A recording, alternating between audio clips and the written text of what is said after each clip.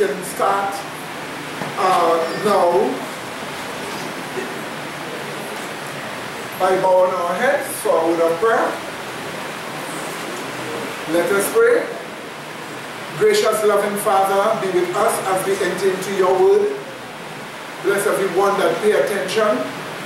Help everyone to understand how late time is.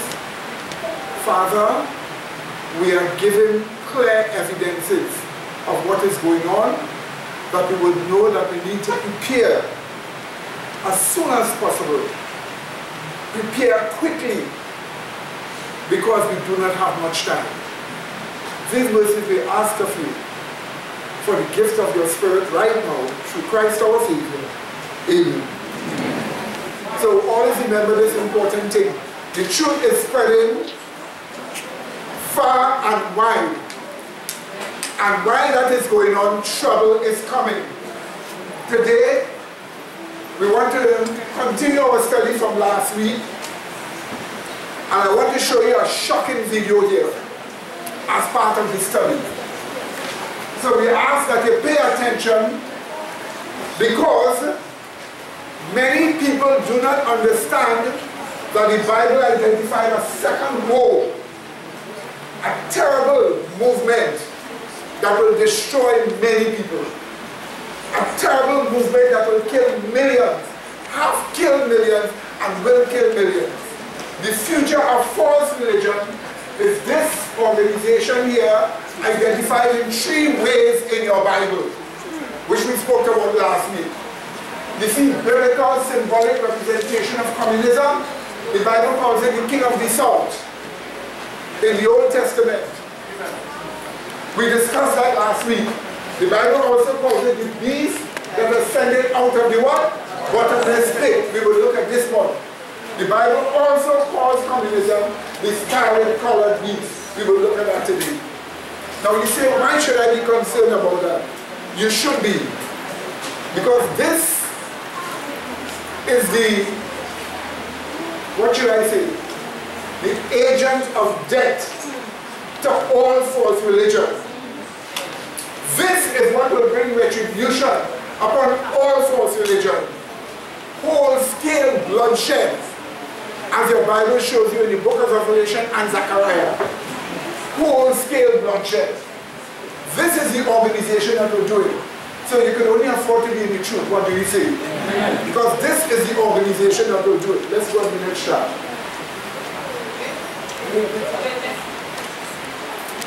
We discussed this last week. Right? So I'm just going through the charts until we reach the time. Next. This chart helps us to understand that today there is a fight between the left and the right. So when you hear the news media speak about the left, and you hear them speak about what? The right.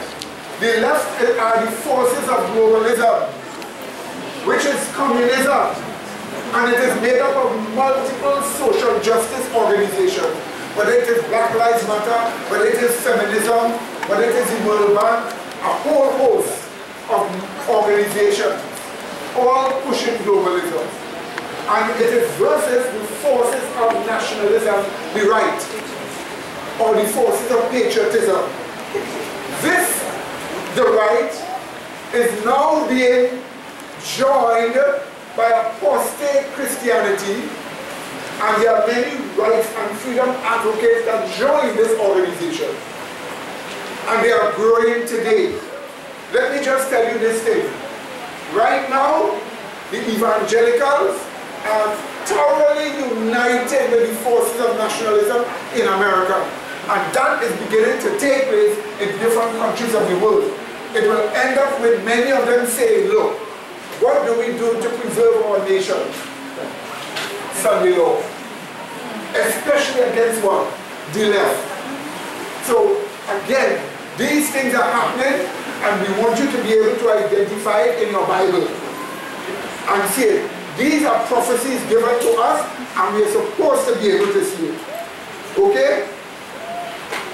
Let's start again.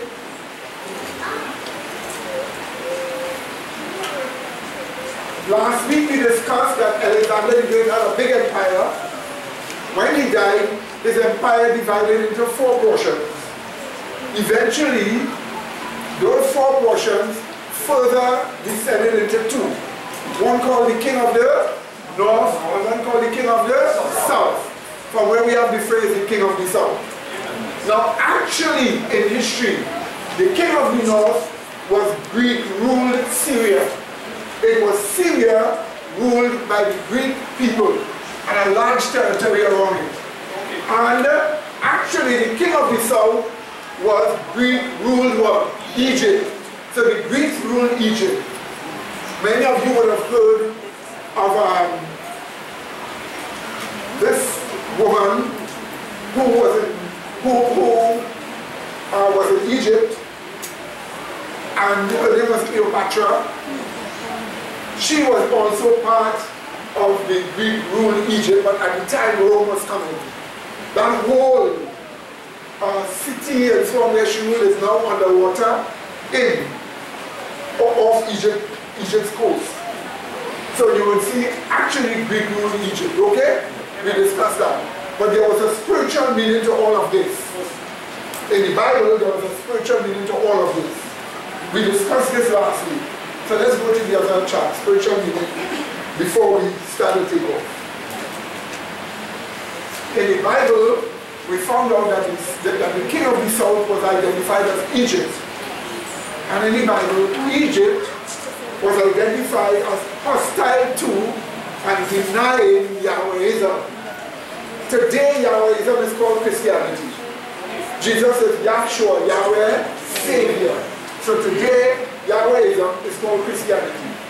So you find Egypt, in times past, hostile to and denying Yahwehism, which today is called what? Christianity. We already found that out last week. Let's go on.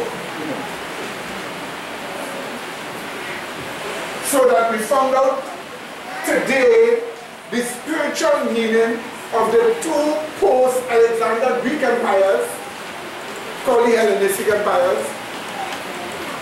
The spiritual meaning of the 2 post-Alexander Greek empires, the king of the north and the king of the south. The king of the north is identified as Babylon, which is papal religion, and her daughters apostate Protestants. So this is the reason why you will get Revelation 17 saying, mystery, Babylon the Great, the mother of harlots and... Right, so you find that Babylon, spiritual Babylon, papal religion, and her daughters, the apostate Protestant churches. Also you will find Egypt, in the time of the end, is not literal Egypt, but it is the Illuminati, which is responsible for what? Communism, also called what? Socialism. So the fight we are facing today is Babylon versus Egypt, or religion versus socialism. And you must remember, socialism is being legislated today under the guise of sodomite rights. That hence the name of the book, Studies in what?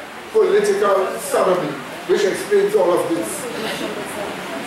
So we want you to understand, this is, we touched on this last week. But let's go forward a bit.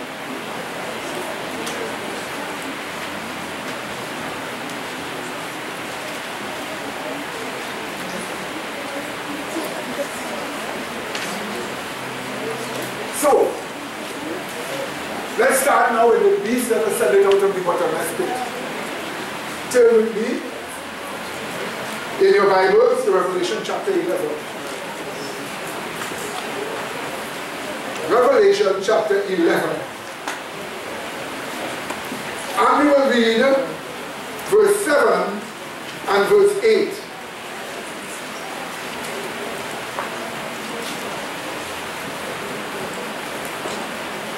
Is it from?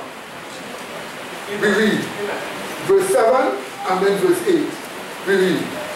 And when they shall have finished their testimony, the beast that ascended out of the bottomless pit shall make war against them, and shall overcome them, and kill them, and their dead bodies shall lie in the street of the great city, which spiritually is called Sodom, what else? And Egypt, where also our Lord was what? Crucified. Now you see many words here in this that explain what we're talking about. We see here a beast ascended out of the bottomless pit, and it is associated with Egypt. Why spiritually Sodom and spiritually Egypt? Because that beast makes one of these countries in Europe become spiritually Sodom and spiritually Egypt. It clearly shows us that that beast that comes out of the bottomless pit has the same characteristic of the king of the south, which we were told is what? Egypt last week. Let's look and see the king of the south is Egypt. Look at Revelation, look at Daniel chapter 11. I'm going to read verse 8 and verse 9. Daniel chapter 11, 8 and 9. Now pay attention to as things are tied in together. Verse 8. And shall also carry captive where?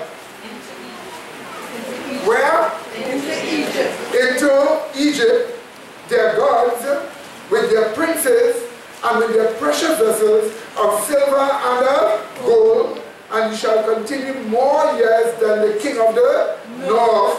So the king of the south shall come into his kingdom and shall return into his own land. So here you have Egypt being called the king of the south. Did you see that? So the king of the south, you're told, takes a lot of captives and gold and silver from the king of the north, carries it into his land and stays in his land and lasts longer there than the king of the north. Clearly showing us that the king of the south is Egypt. Now Egypt was known as doing what? The 9 hour. So we are looking at spiritual Egypt. Now go back to Revelation 11. We know that this is the king of the south because it is associated with the same Egypt.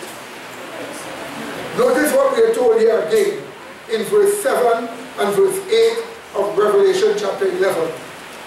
And when they, that is the first and second witnesses of the Bible, shall have finished their testimony, notice the phrase, the beast that ascended where?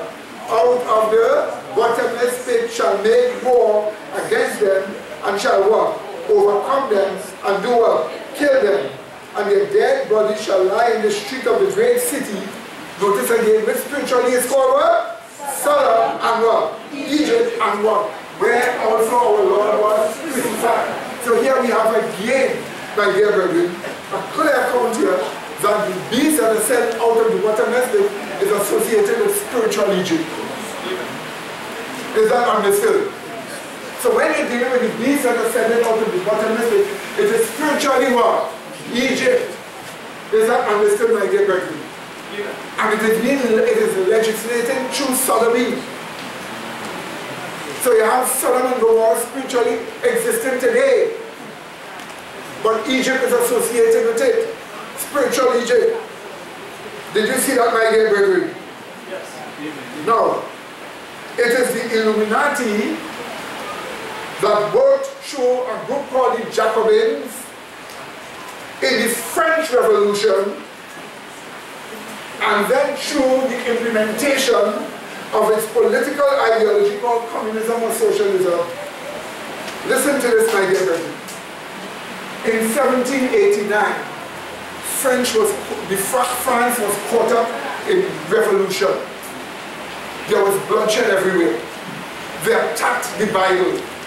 They gathered the Bible in heaps, burned them in the street. The first witness and the second witness, which people call the Old and the New Testament. If you would have understood, the Bible does not really call the Old Testament, and the New Testament, the New Testament. They call it the first witness and the what? Second witness. So the two witnesses. The first witness and the second witness, the two witnesses, was attacked by the beast that ascended out of the what? Bottomless pit. It was an atheistical power. It was run by the Illuminati, a secret order. The Illuminati used a group by the name of the Jacobins to take over France. Eventually, the teachings were changed into the name communism, and it is called today what? Socialism. This beast that was sending out of the bottomless pit is hostile to Yahweh God. It is hostile to who? Jesus Christ. It is hostile to what?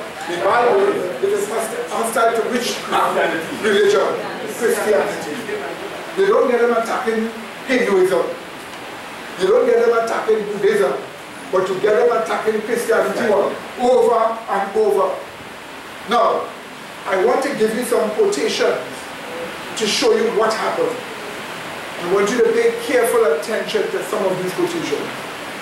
I am quoting the book To Be God of One World by Robert Sessler, page 15. Here's what we are told. It was the order of the Illuminati that was the main power behind the French Revolution. So when you see those rap singers saying Illuminati and blood this and blood that, yes, that's just an aspect, but that is not the real Illuminati. That is to divert your attention from the politics of it. So that when you have the World Bank, the IMF, and other governments giving you, the United Nations giving a country plans to follow, it is none other than what? The Illuminati. So we are told it is the Illuminati that was the main power behind the French Revolution. Again, page 15. So the real power behind the French Revolution, represented by the scarlet-colored beast of Revelation 17, was the spiritualistic, Luciferian secret society of the order of the Illuminati. So any of you who studied the French Revolution and saw what happened here will know that the French Revolution is a prototype of what will take place in the last days. And it was the Illuminati that was behind it. Again, page 47. Soon after 1849, the Illuminati changed their organizational front name again from the League of the Just to the League of Communists. Stop right here. So the Illuminati didn't openly use the name Illuminati. It was only founded because God caused Bavaria in Germany to find out. But the Illuminati front name was called the League of the Just. By 1849, 5 years after 1844, they hired a man by the name of Karl Marx.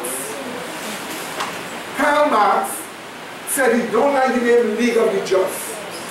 So he changed the name to League of the Communists. And from that time, the world have heard the word communist or communism. Is that understood? So communism is just another working front for the order of the Illuminati in trying to bring about a world revolution and a new world order of Luciferic worship. Yes, my dear people. So here is the point. What does this beast do when it arises? Revelation 11 again. Verse 7. And when they shall have finished their testimony, the beast that ascended out of the bottomless pit shall make war against them and shall overcome them and kill them. Stop there. Who is finishing their testimony? The two witnesses, which is the first witness and the second witness. Turn to Hebrews. Hebrews chapter 8.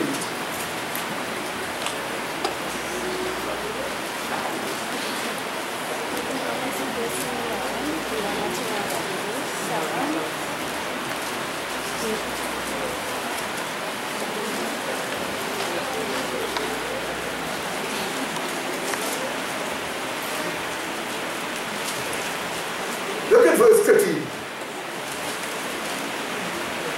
It says this here. In that he said a what? New covenant, he had made what? The first what? Old. So God called it the what? First. It is only archaic because he said a new one, covenant. Now let's look at chapter 9, verse 1.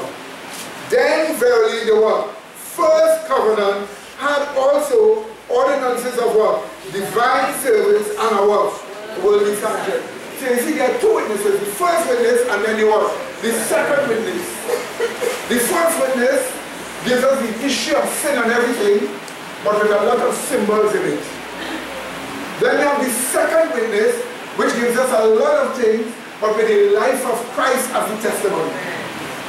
So what do we have here? The first witness and the what? Second witness. They are all the word of God, identified as a light unto my feet and a what? Lamp unto my path. So they're testifying to us. So again, this beast that ascends out of the bottomless pit, when? When does it ascend out of the bottomless pit? Go back to Daniel chapter 11.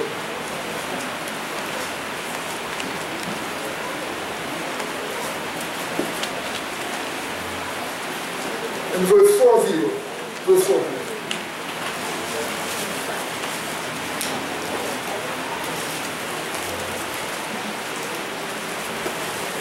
We read, quote, and at the time of the end shall the king of the south push at him. Did you just see that? The king of the what? South push at him, and the king of the north shall come back. So here you have the time of the end, and you have a king of the south, and a king of the north. Who is the king of the south in the time of the end? Communism. Run by the Illuminati. Who is the king of the north in the time of the end? Paper religion, and the other religions that follow us. But here you have the king of the north and the king of the south at the time of the end. But here you have the king of the south ascending out of the bottomless pit. When? At the time of the end. And it makes war against the Bible. When communism and Illuminism first arose, it made war against the Bible. Let me quote for you here. The same book. The worship of deity, the true God, was abolished. Bibles were collected and publicly burned with every possible manifestation of scorn. This is what happened in the French Revolution. They took your Bibles and they burnt it. They put the Bibles in heaps and burned them. All this happened in the French Revolution when the Illuminati used the Jacobins to take over France. They attacked the Bible. Let me read again. Send over here. The guy responsible for the Haitian Revolution, who says the Jacobins are, Yes, they did that afterwards. Afterwards? Yes. No, again. Quoted, Bibles, books of devotion, etc., were piled up in a heap, which was set on fire amidst horrid shouts from a vast concourse of people. Wherever a Bible could be found, it might be said to be persecuted to death. So could you imagine this? In Port Spain, and the people from the revolution running into people's houses looking for Bibles. Wherever they get a Bible, they'll take the Bible, put it in heaps in the savannah, and thousands of people surrounded as they lit it on fire, rejoicing. This actually happened in the French Revolution, and it was the king of the south responsible. Are you listening to me, my dear brethren? We are also told where also our Lord was crucified. They crucified Christ afresh. Yes, my dear people. They rejected Jesus Christ, crucified Christ afresh. If you observe in the same book, To Be the God of One World by Mr. Cecil, page 38, I quote, the French people were taught that the Christian religion is a social disease which cannot be too quickly cured. The government forbade the practice of any form of Christian religion under the pain of death. So there was a decree stated, if you are a Christian, we're going to kill you. Do not become a Christian. give up Christianity. And that was in the French Revolution, which is a type of the end. So you can see what will happen in the end, what will happen when communism take over the New World Order. They're going to murder Christians. It's just that they wouldn't touch us or they will try to kill us. God is going to save us. That's what Revelation chapter 17 verse 14 tells us. That while they try to touch us, God is going to save us. Revelation chapter 17 verse 14 tells us that. So you have to know your Bible. But that is not all. It goes on.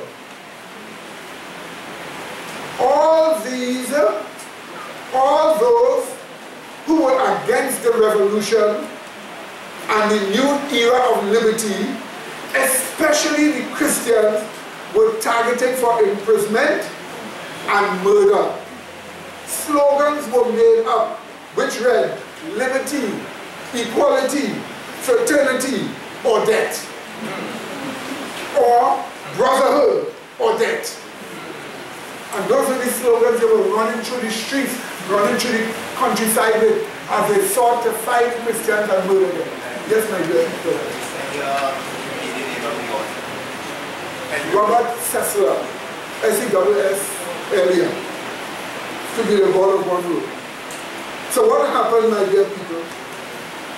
A 10th part of the city, let's look again in Revelation chapter 11.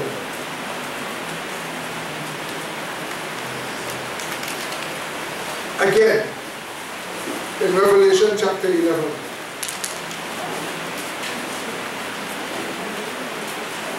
Verse 13.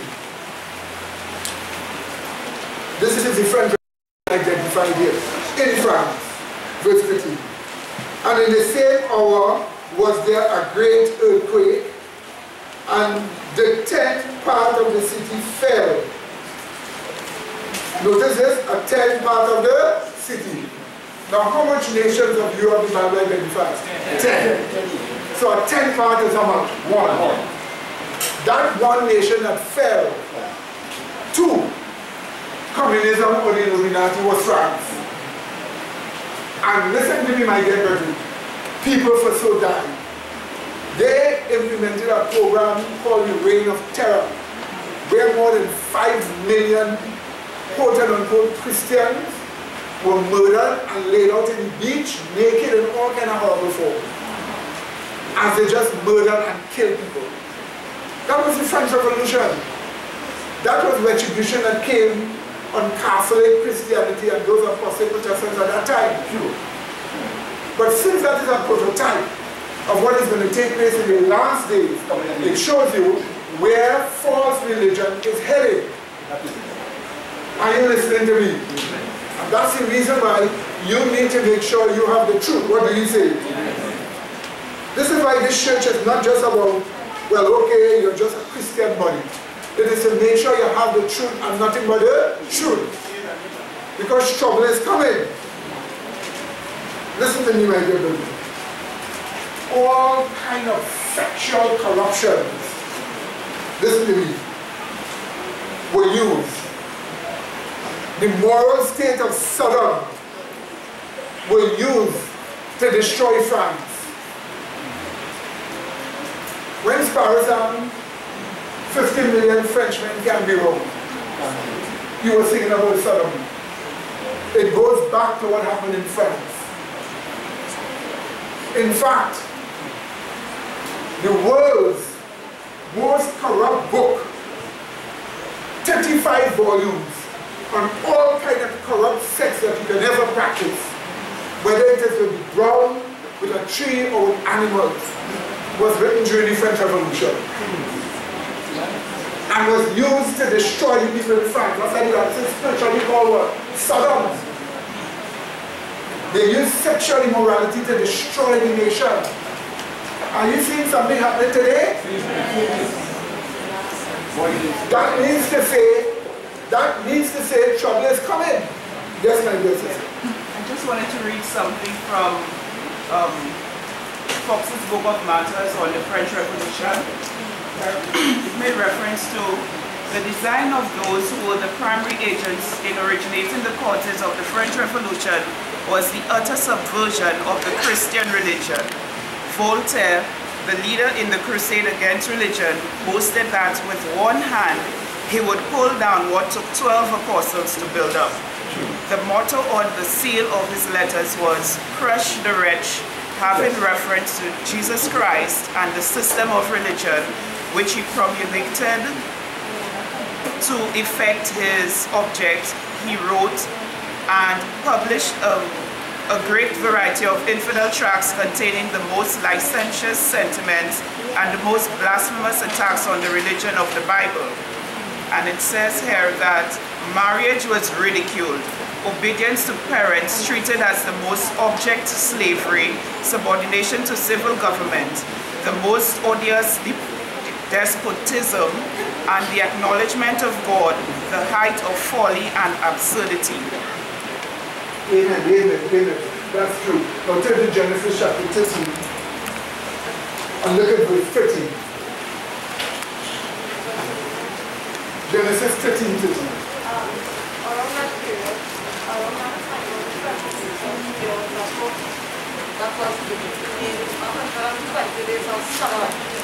And they made a movie out of it, which people today say is so terrific, it's terrifying, kind of sexual immorality and corruption that was practiced. But around that same year, I can't remember the name of the author, but he died. Yes. All sorts of corruptions were then presented to people. That's why the Bible says it is spiritually called what? Sodom. Now here is the reason why they use Sodom to destroy a nation. Look at 13:13. Is this wrong? It says this. But the men of Sodom were what?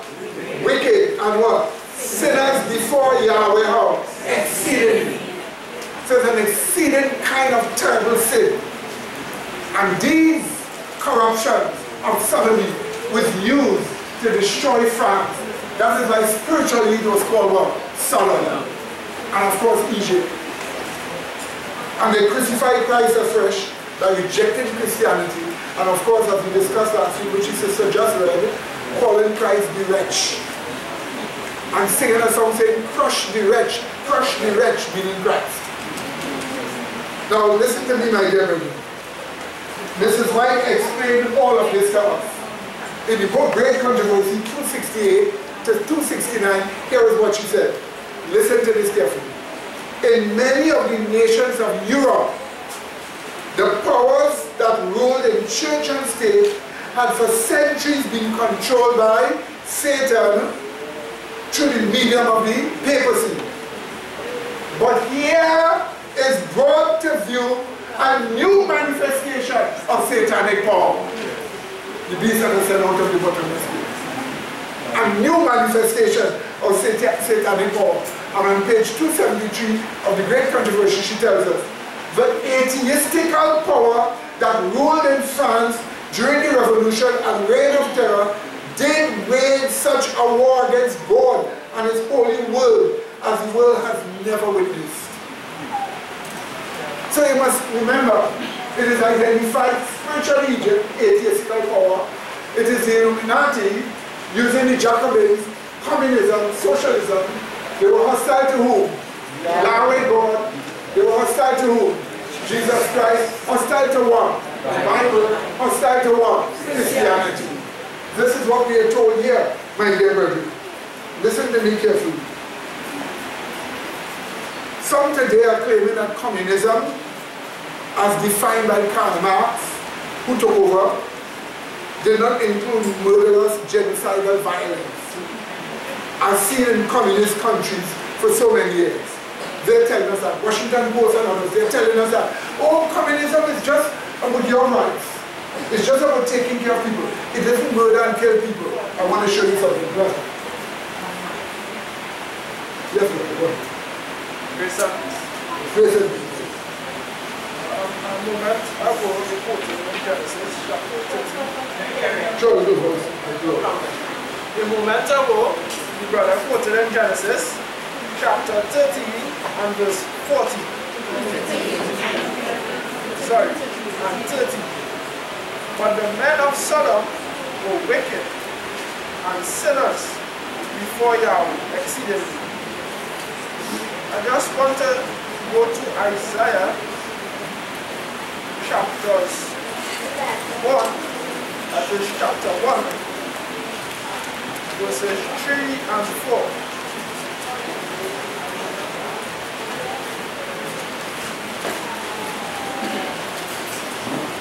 It says, the ox knoweth his owner, and the donkey his master's crib, but Israel will not know, my people will not consider.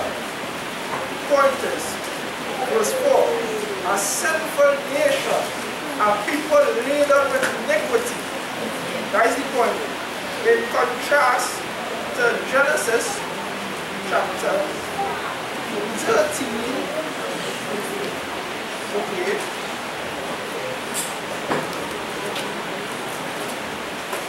So we see it, people there.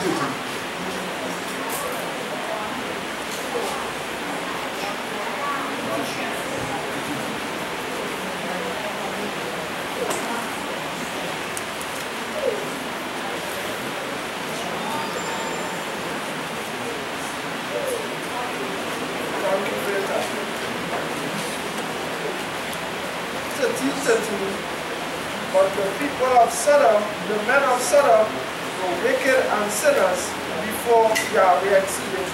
So we see that the people there are laden with iniquity.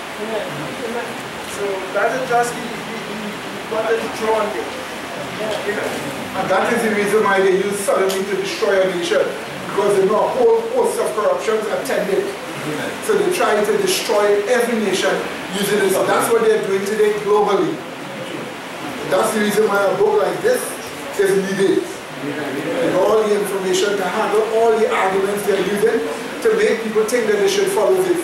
Now, here is Karl Marx's words to show that he was propagating murder by genocide. I quote, "There is but one way of simplifying, shortening, concentrating the death agony of the old society, as well as the bloody labor of the new world's birth, revolutionary terror." That's Karl Marx speaking. He advocated murder to bring in a new world order and to get rid of the old. That's how it was here. Yes, brother. Is that like in the manifesto? Is that like the letter? No, this is a statement he wrote in a newspaper, but you'll get it in the book to be the God of one world, 46 to 47. Now here is how the Bible calls Illuminati, communism, socialism, when it first arose in French Revolution. Revelation 11:14.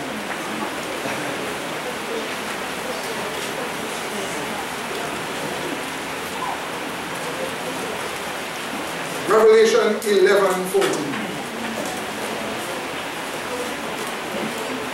Is it wrong? Quote. The second war is past, and the old one, the third world coming what? So in other words, communism is called the what? Second war. The first was Islam. The second is what? Communism. It is called the second war. It's a war. Once those wars start, it doesn't just die out. It remains in the world until the end, when Christ comes. And this is the reason why today we are having plenty of trouble in the world. The book of Revelation, chapter 17, tells us about the scarlet colored beast, which is the same beast that ascended out of the water spit. In explaining who he is, here is what the Bible tells us. He is of the 7 world empires before. He is the 8th and is of the 7th. 7 world empires start with Egypt and it ends with the United States. So if he is of the 7th, it means in the 7th world empire which we live in now, we have communism, or the scarlet colored beast growing. Because he is of the 7th. So this is what we want you to see today. We want to show you that they are arising currently in the United States. Socialism is spreading. Socialism is growing. They are violent. They hate Trump. They hate Christianity. They are dedicated to murdering and killing. They themselves say it. I want to show you some of the things that have been going on, that you will see how far we have reached. If you think you have a long time again, you don't. And if you don't have a long time, this that is going on here should help you to understand the lateness of time.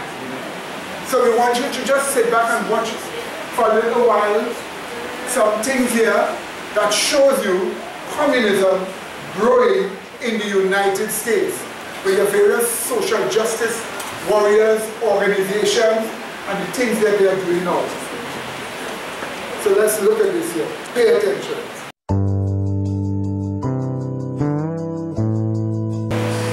Countless battle forms communists, and they are coming in the US. Whenever you see readings, read it.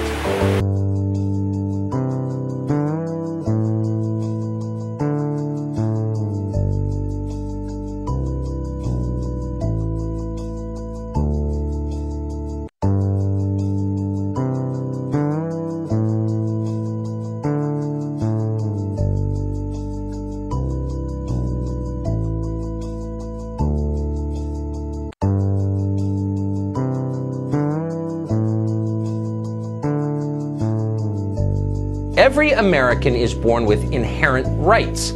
That's what our founding documents say, and the purpose of the U.S. government is to protect those rights. That has been our national creed for hundreds of years, and it's worked. But the left no longer believes it. Progressives have decided that the Bill of Rights applies only to people who agree with them. Their views are protected by the First Amendment. Your views are hate speech. The Second Amendment covers their security detail. You can't be trusted to have a gun at home.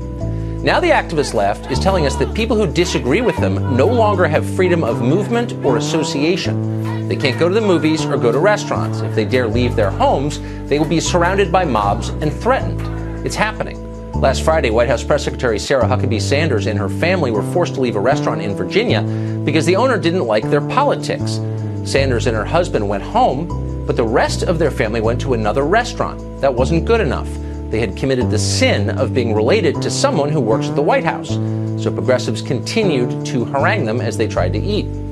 This is happening in a lot of places to a lot of people. Protesters, for example, have massed outside the home of White House aide Stephen Miller. In case their intentions weren't clear enough, they put up mock wanted posters with Miller's face on them. A DHS employee, meanwhile, found a burned, decapitated animal carcass on his front porch. Again, the message is crystal clear. Activists on the left are moving toward violence. They are aware of this, and some applaud it. A piece yesterday in Splinter News, which is owned by Univision, explained that intimidating Trump supporters in public places is, quote, just the minimum baseline here. This is all going to get more extreme, and it should, end quote. How extreme? Well, the article fondly recalls the domestic terror bombings of the 1970s. Thousands a year in America. That's our future, the article says. Unfortunately, we're headed there fast. Over the weekend in Los Angeles, Congresswoman Maxine Waters urged the mob to hunt down and find members of the president's cabinet. Here's part of it. If you think we're rallying now, you ain't seen nothing yet. Already, you have members of your cabinet that have been booed out of restaurants, who have protesters taking up at their house, who's saying no peace, no sleep. No peace, no sleep. Let's stay the course. Let's make sure we show up wherever we have to show up. And if you see anybody from that cabinet in a restaurant, in a department store, at a gasoline station, you get out and you create a crowd.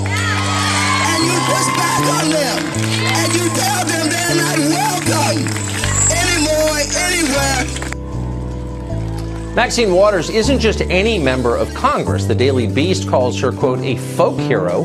BuzzFeed describes her as the unchallenged new face of the Democratic Party. And indeed she is. She's also a self-described civil rights leader, which makes it a little weird to see her demanding that certain people be denied public accommodations. Sorry, we don't serve your kind at the lunch counter. That's exactly what she is saying, and she said it again yesterday. I stand by my speech in saying that the protests have already started. They're probably going to continue. The message of all this is clear. The left no longer considers its political opponents fellow citizens or even human. How long before they start openly calling for something bad to happen to those opponents? Well, in the case of Maxine Waters, it won't be the first time. In 1992, Waters cheered as racist mobs burned Los Angeles. As she put it at the time, riot is the voice of the unheard. When Reginald Denny was dragged from his truck and nearly murdered for the color of his skin, beaten in the head with a cinder block on camera, Waters championed his attackers. She partied with them after their trial. Maxine Waters has a record of endorsing mob violence. Everyone in Washington knows that. Democrats don't care. To his credit, Chuck Schumer did call Waters' most recent remarks, quote, not American. Good for him. But hardly anyone else said anything. Nancy Pelosi blamed Donald Trump for what Waters said. That was a theme. Stop hitting me, they said as they threw the first punch. I feel that we are in pre-Nazi Germany. The stages of things that are occurring on a daily basis, the obfuscation, the lies, the totalitarian behavior is shocking and horrendous. And we have to be vigilant. They follow the exact pattern that Hitler had. He is evil. He is evil. And the thing is, I thought, oh, he'll come in and he won't really know because he's not that smart. He doesn't, he'll just do a showmanship thing. But he's evil. This is about racism. This is pure and simple racism. That's all this is. The people who support him are frightened to death of this country becoming the Browning of America. Something interesting has happened. As progressives become more authoritarian and less tolerant, they seem more convinced that they're fighting actual Nazis rather than their fellow Americans with whom, in the scheme of things, they have only relatively mild political differences. The more they accuse the administration of extremism, the more extreme they become. And that's not surprising, because once you decide that the people who disagree with you are Nazis, everything is allowed. Why wouldn't you threaten them in restaurants or burn their houses down, or who knows? This could very well end in tragedy. You start talking like this and you don't know where it's going to go. Some progressives seem to welcome all that.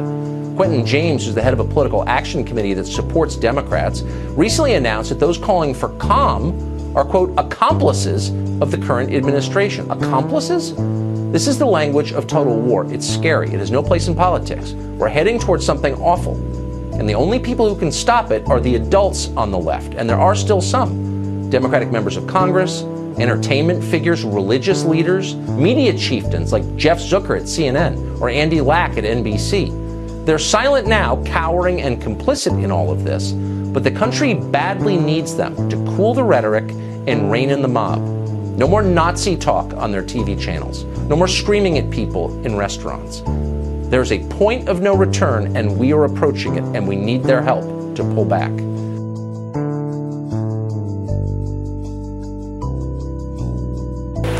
So you will see them openly discussing overthrowing the president on television. The left is getting so bold and openly discussing overthrowing the president using military force, all kind of thing, openly on television. This is America.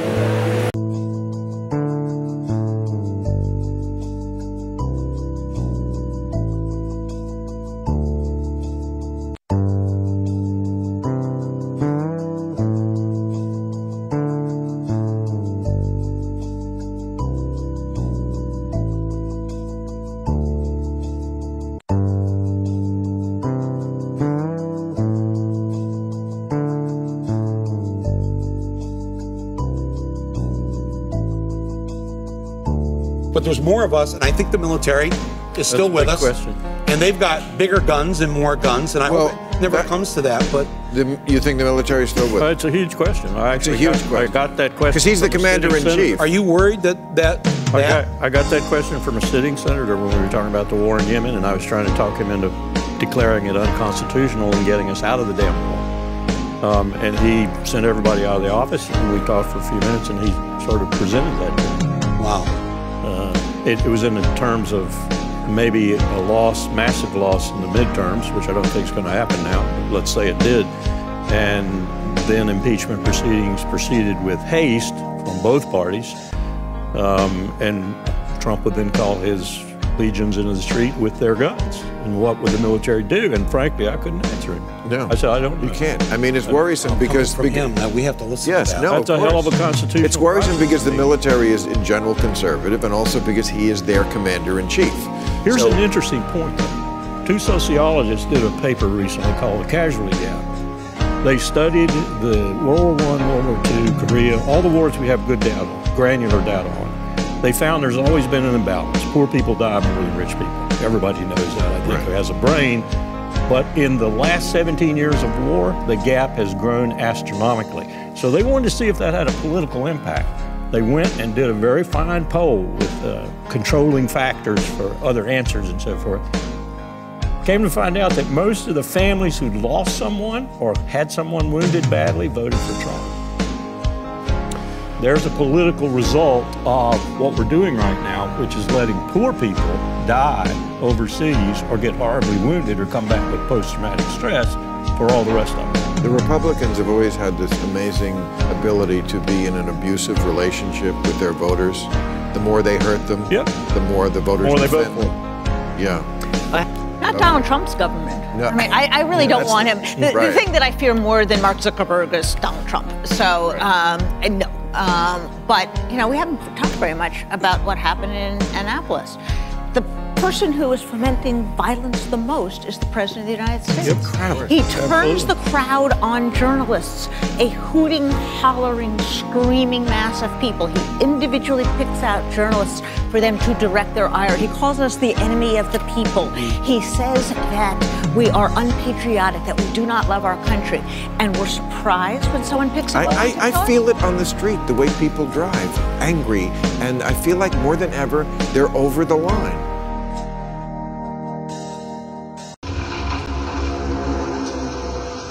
So they are creating new terms now. Free speech and extremist. What is that?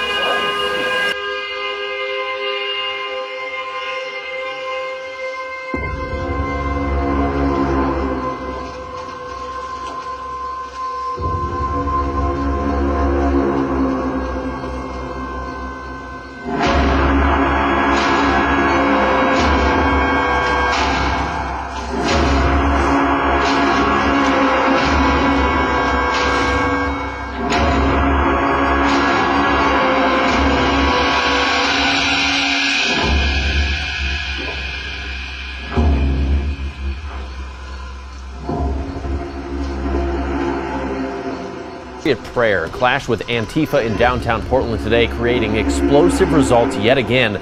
Police had to use pepper spray and flashbangs to break up the crowd after they started pummeling each other in the streets.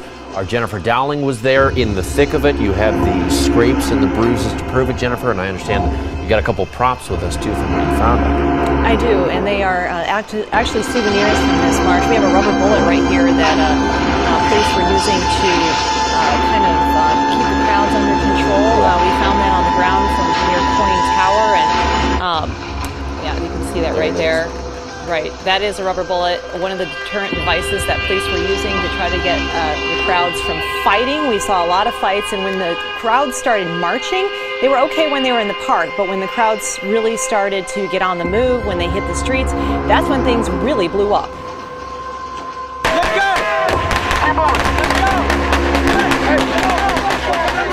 Things escalated quickly when Patriot Prayer went on the march outside of Terry Shrunk Plaza. Portland police calling it a riot.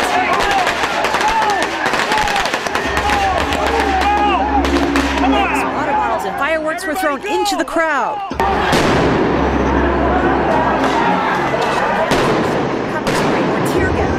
Soon after, police announced on a loudspeaker that Patriot Prayer's permit to march and rally in the park had been revoked. The Portland Police Bureau. Officers have observed assaults, criminal behavior, and projectiles being thrown.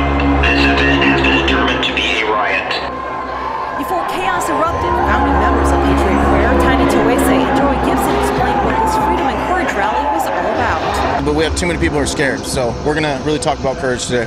A lot of people are saying, you know, like transgender and queers and all these people are being oppressed in America. No, they have their festival. 3 days are dedicated for them. Their Pride Festival.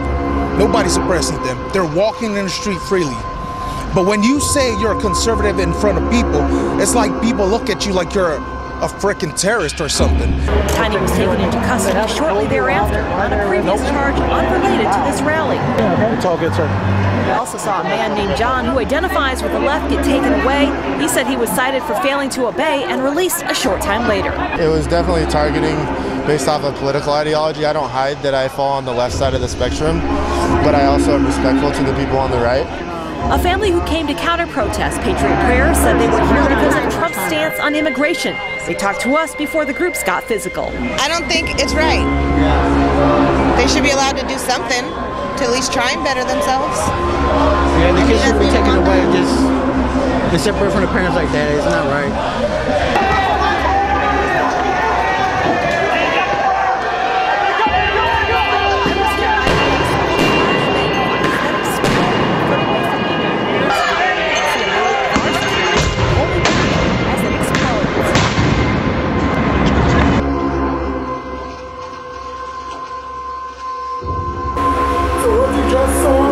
Was a group by the name of Future of Prayer. They just decided to gather and pray, and they were just marching, and they said Antifa communists again for the fight. But they are prepared to fight Antifa, and they fought back Antifa and beat them. So here you have Christians of the evangelical times fighting communists in the streets in the United States, in Portland, Maine. So let's just show them what is going on, how late time is, how trouble is coming.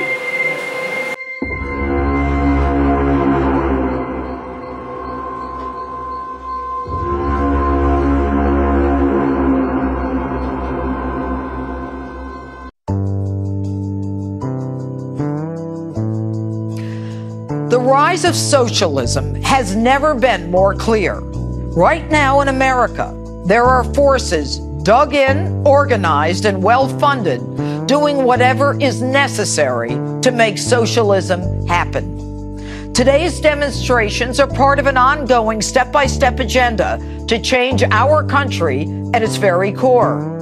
They demand the abolition of ICE, Immigration and Customs Enforcement, and the zero-tolerance policy of the Trump administration. I think we need to abolish ICE. That seems really clear. They have strayed so far from the interests of the American people and the interests of humanity. Cynthia, are you stupid? I know as an actress you're used to saying what's on the script, and this government thing is new to you. But strayed so far from the interest of the American people? The whole point of ICE is to protect the American people from illegals who would do us harm physically and financially. And listen to this one.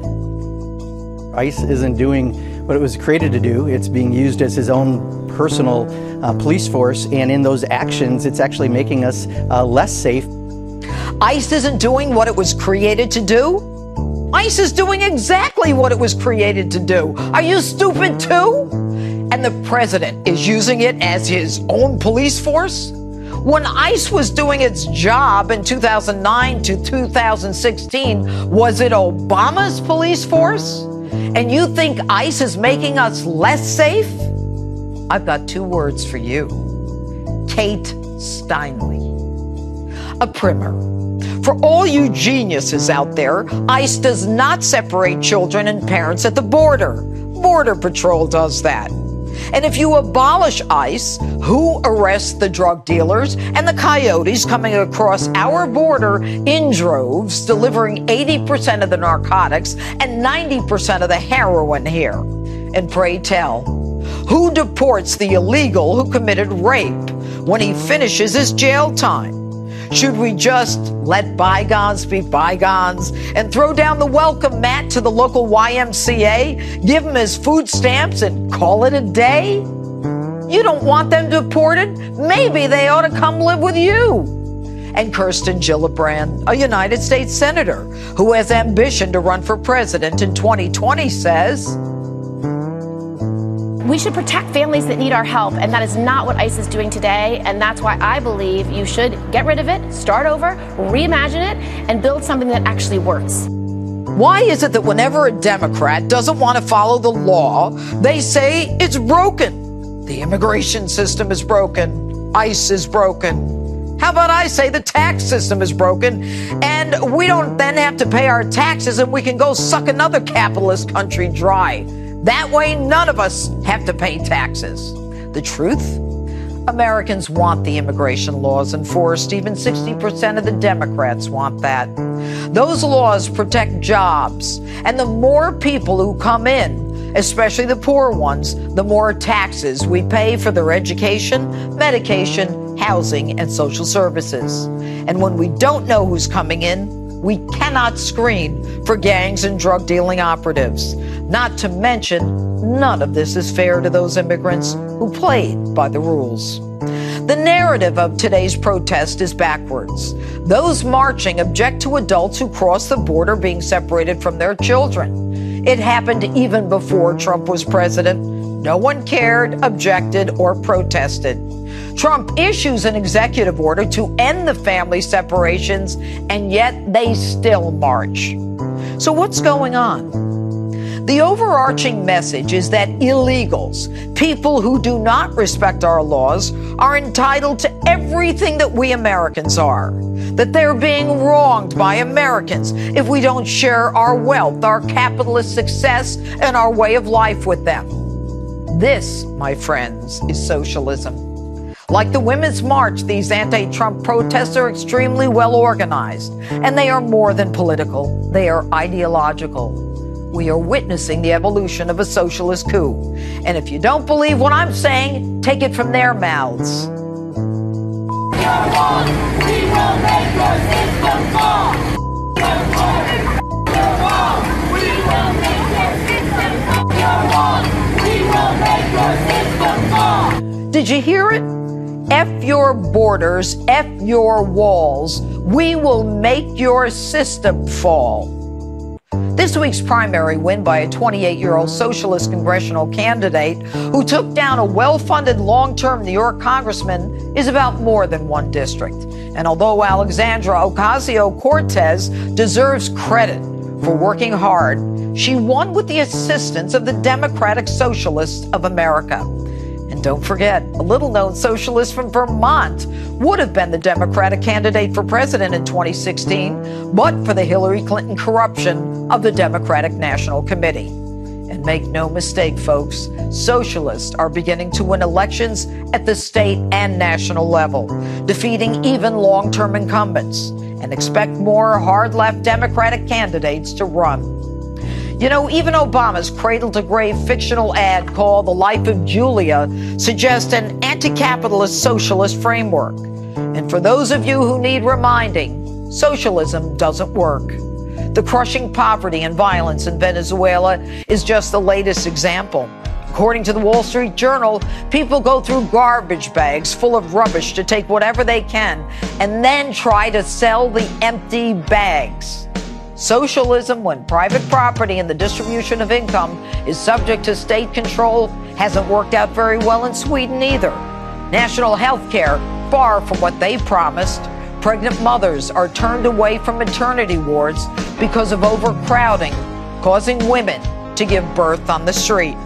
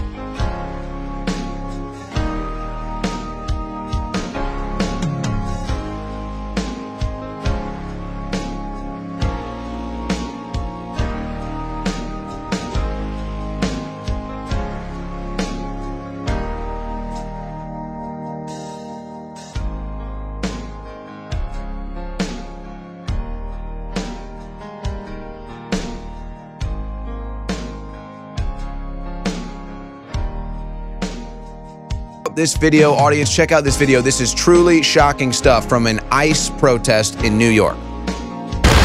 So I ask you when you go home, be grateful that you have your kids. And remember that people in power, the white supremacy, that this institution, in Washington, D.C. they will Thank not you. recognize your humanity. They want to commit genocide. And you read about it in history and you let it happen. How dare you? Quit your jobs! Quit your jobs! Quit your jobs! Quit your jobs! Quit your jobs! No borders! No walls! Stop the deportation! No borders! No walls! Stop the deportation! No borders! No walls! Stop the deportation! Have you heard the recordings of the children sitting where they are? They say they're from El Salvador. They say from their Honduras and Guatemala. These kids don't just speak Spanish. These kids don't even speak English. A lot of them are indigenous. They don't know how to communicate with people who are trying to help them. How scared would you be if you were put in a situation like that? All the walls have got to go. All the walls have got to go. No justice, no peace. No racist police. No justice, no peace. No racist police. Refugees are welcome here. Look at the madness. These are insane people. Yeah, they are welcome here. We take more refugees than every other country. I mean, in their building. Before we got here, they set up police fencing so that we could not even get close to the doors. listen to this. This is hilarious. Listen out. They're even dumber than you think, Dan. Listen to this. They sent a message to their employees to not come into work today. So they're protesting an empty building, folks. There's no one in the building. There's no one there. They're literally shouting at a building. They're chanting. So look at this. She just said, hey, look, no one's in the building. Now they're chanting at the ICE agents to quit their jobs who aren't even there.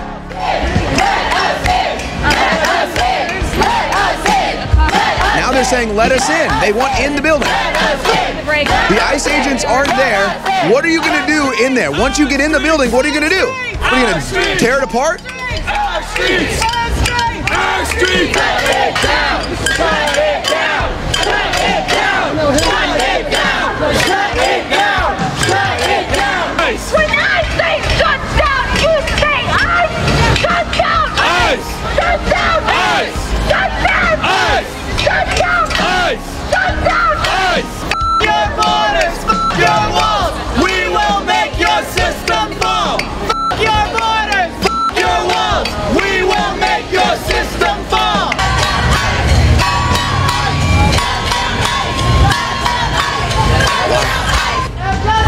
No peace! All right, you know what? I think that our audience, I think that we get the point here. Wow.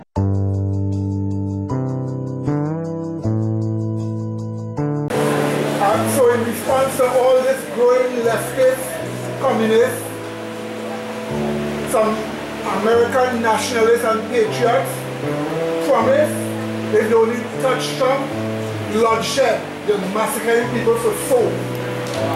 So in other words, on the right now, they're threatening to kill those on the left who try to overthrow the president. Here is what you will see now.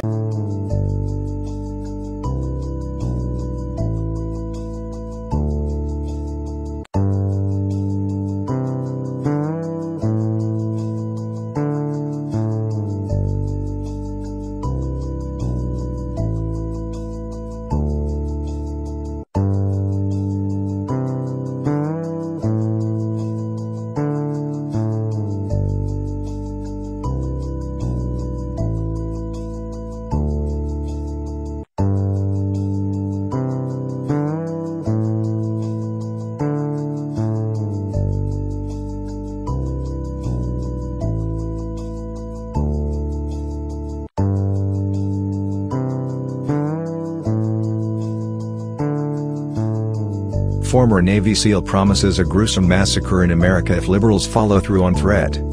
A Facebook post is making the rounds on the social media platform this week. It warns the far-left Clinton loons of potentially deadly consequences if they try to remove President Donald Trump from office. The warning came from former Navy SEAL and all-around American hero Craig Salmon Sawyer. He was the one who issued the grim warning to anyone thinking about trying to remove President Trump from the office in a way that is anything less than constitutional. According to our Constitution, Congress can only remove a sitting president for his inability to recognize that the Constitution itself is the law of the land and that he must abide by his oath to preserve, protect and defend it. Which is an oath every elected official takes but soon forgets. The very oath which would have made former President Barack Hussein Obama a prime target for easy removal from office, sparing us 8 horrendous years. But of course, since he was black and a far left-wing nutbag who was protected by mob rule, nothing ever came of it. Even after it was proven beyond a doubt that he used the IRS to go after his enemies in the Tea Party. Here is the full letter. Note, nowhere here does this say innocent civilians, or a legit impeachment. On the contrary, this speaks specifically to an illegal silent coup by corrupt officials using false charges, as has leaked out by Clinton cronies lately. Anything else is a different scenario entirely. Honor our Constitution. Keep it straight, thumbs up.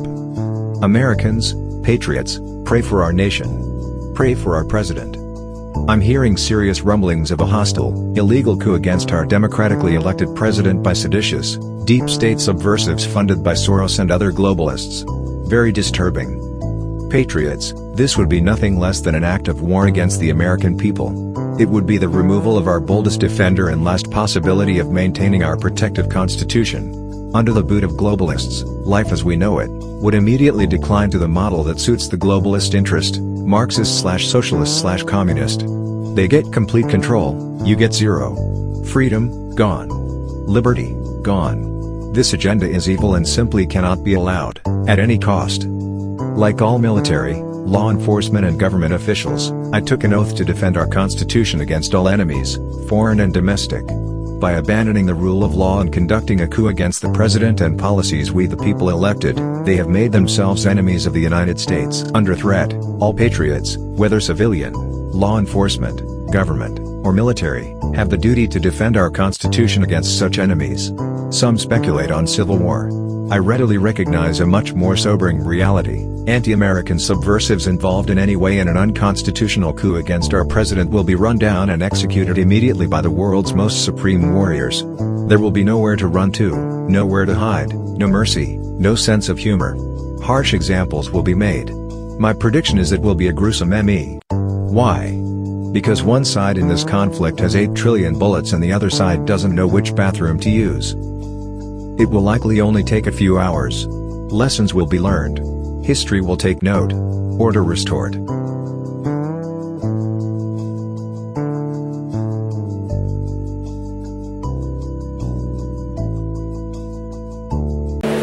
So as a country now, the country is descending into chaos and anarchy as the beginning forces face off each other. That's what you see happening.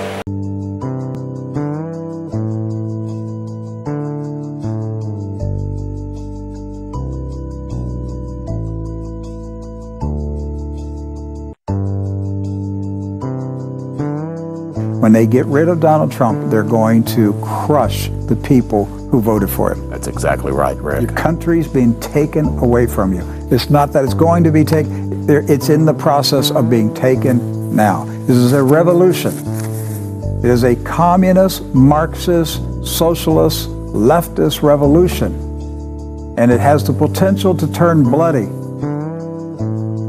I would say that we need to be prepared for this fall. Be prepared.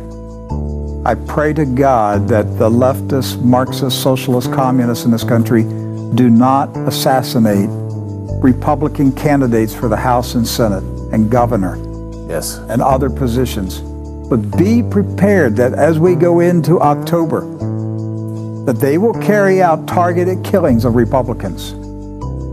If that happens, then you know that a violent revolution has now begun. Yes. And if the leftists win control of the House and/or Senate in November, The old saying, Katie, bar the door, watch out. Because from 2019 to 2020, this country is going to be ripped to pieces. It will, yes. We will be torn to pieces. They will do everything that they have to do to get Donald J. Trump out of the White House. If they get control of the House and Senate, they will impeach him probably the first day they're in power. Probably the first thing that they do will be to impeach Donald Trump. Right. We're that close to civil war. We're that close to violent, bloody revolution in this country.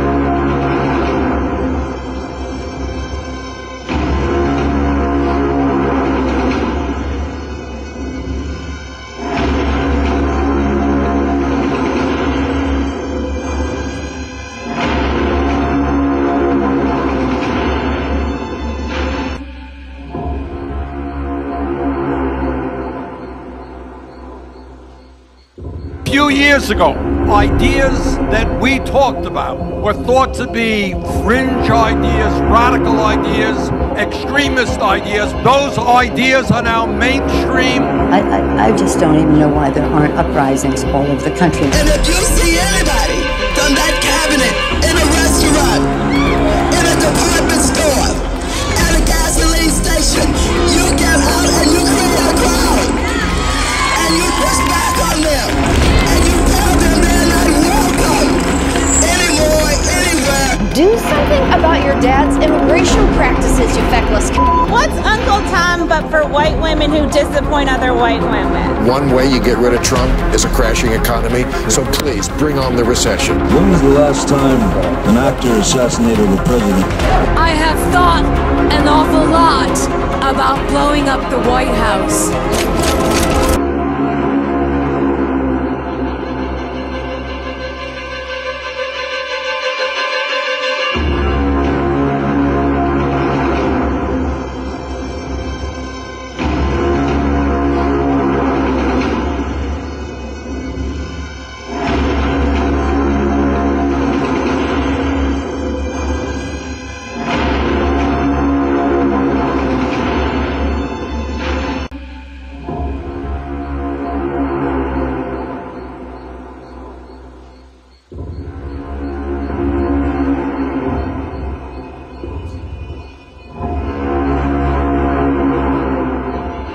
These are the hard messages that have to be said that other people are scared to come out and tell you. When the president calls CNN your enemy, when he calls the Democrats enemies of America, they are on the communist Chinese payroll, and they're on the big bank payroll.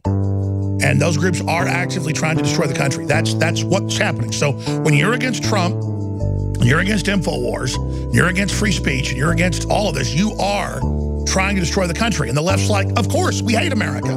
Tell us something we didn't know. That's why they've been prepared for 50 years in the universities to now come out and call and celebrate against prosperity, against the economy, against freedom, against security. They say they want it all gone. Bill Maher, everybody says that. The globalists. The Democrats are, as constituents, the most weak-minded, easily led followers. But above them are criminals that are 100% conscious of their operations.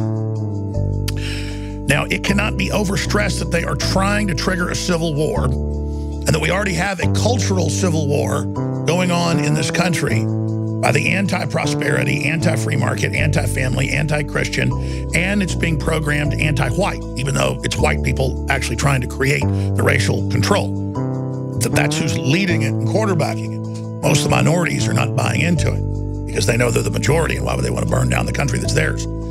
So there's a huge global awakening happening, and the establishment has got its moron rent-a-mobs out across the world, not just here, trying to bully nationalists, capitalists, populists back into submission. But they were never under your submission. They were asleep. I I believe history shows, the evidence already shows, that this will cause a greater awakening to take place. The problem is that's two different freight trains at high speed moving towards each other on the same track. And you've got a lot of top historians coming out and saying that current political environment is pre-Civil War. Well, there's that point in flux, flashpoint, where when were you pre, when were you in it, and by the time you're in the Civil War, it's too late. I'm going to try to brief the president here on air today, and I'm going to try to brief the listeners and viewers and everybody else, but the president already knows this, but he needs his own people to understand it, and I have been tasked with taking this message to the people. We're already being pushed in the first stages of a civil war.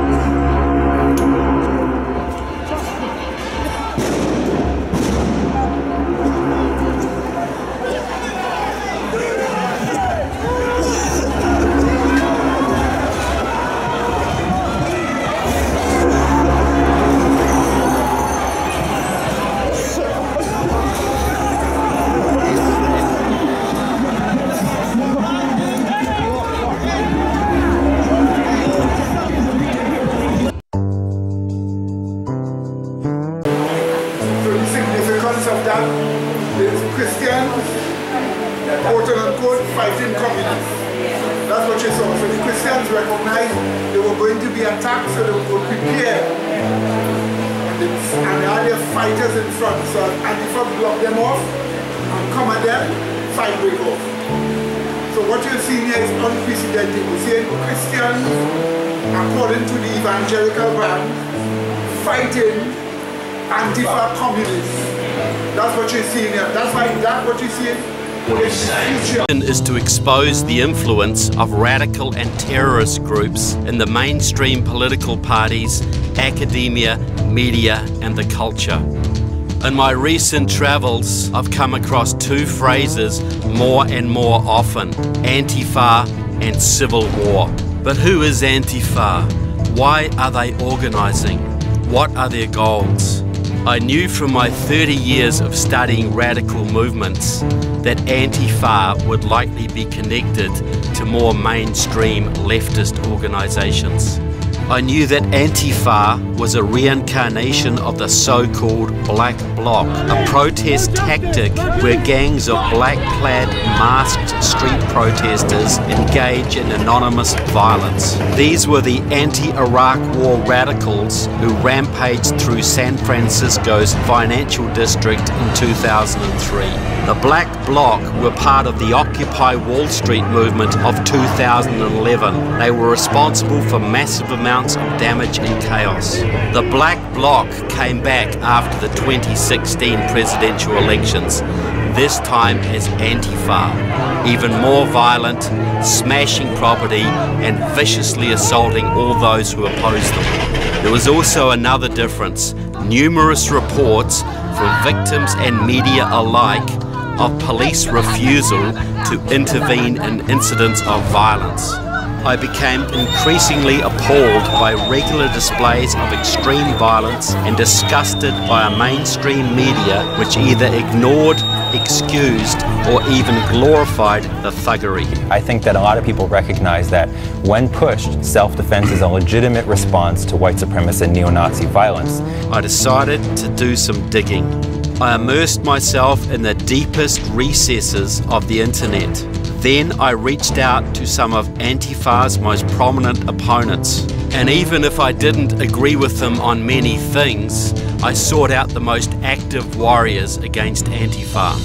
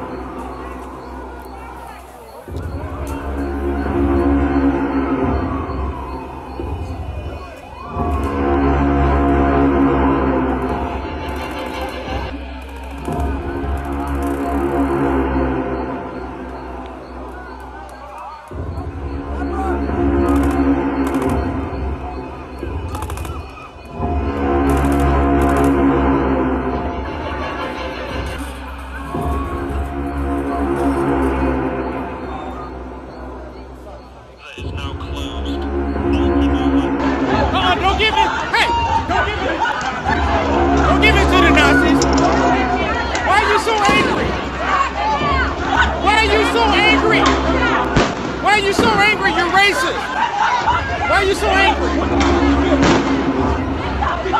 Really?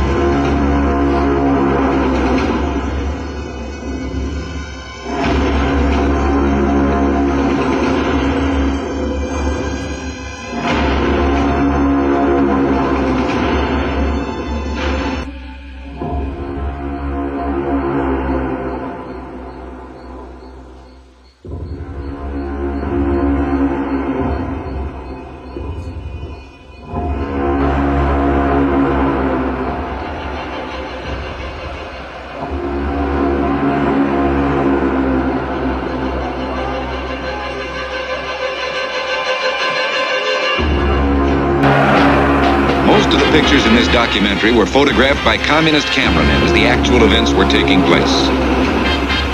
Communist narrators interpret some of the scenes. The words of the communist leaders are their own. Nikita Khrushchev says, "In this world today, there's a fierce struggle of two ideologies, the communist and the capitalist. And in this struggle, there can be no neutrals. Whether you like it or not, history is on our side." we will bury you. Mao Zedong says, coexistence with capitalism is impossible. Warfare with these forces is inevitable. Fidel Castro says, socialism, communism, is a world reality today. There is no halfway between communism and capitalism. Their target is us, our institutions, our religions, our families, our children. Karl Marx, who developed the basic theories of communism, was a sick man most of his life. In 1917, Europe is entering its 4th year of war. Karl Marx has been dead for 34 years, but one of his most fanatic disciples, the Russian Bolshevik Vladimir Lenin, is in exile in Switzerland with 13 devoted followers. On the Eastern Front between Germany and Russia, within the once proud Tsarist armies, corruption, hunger, and enormous casualties have taken their toll. Rioting flares in Petrograd, where the people demand bread.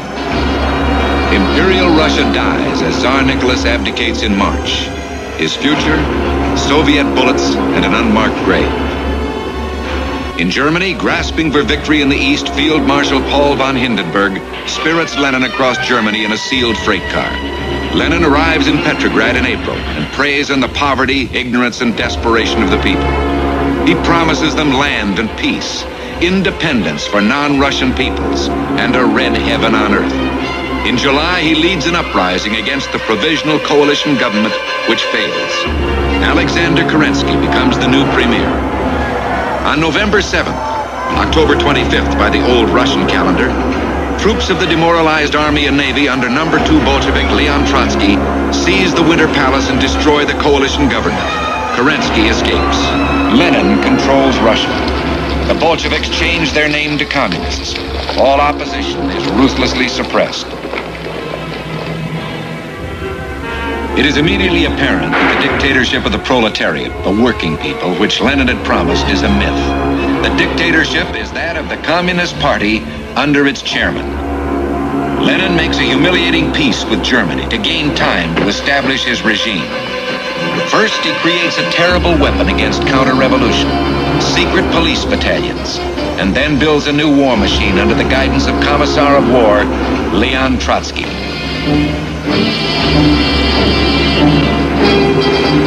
Lenin makes it clear that his brand of communism requires an absolute dictatorship. Chief of the Petrograd Soviet, Grigory Zinoviev, soon to become the first president of the Comintern, the Communist International, predicts the future developments of the world revolution will proceed at the same pace as the march of our Red Army. Lenin prophesies, communism side by side with capitalism for a long time is unthinkable. One or the other must triumph in the end. And before that end comes, a series of frightful collisions between Soviet Union and capitalist states will be inevitable. By the summer of 1922, Lenin suffered a stroke. Russia, a catastrophe.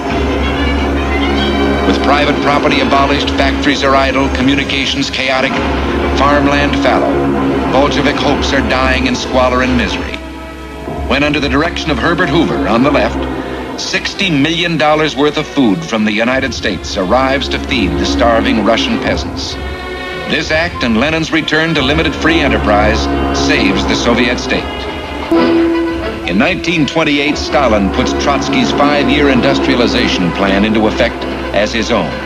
He initiates a series of so-called judicial trials that will last for 10 years, providing scapegoats for his many failures.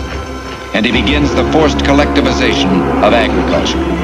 Stalin declares the kulak, the independent farmer, an enemy of the state. Whole villages are uprooted.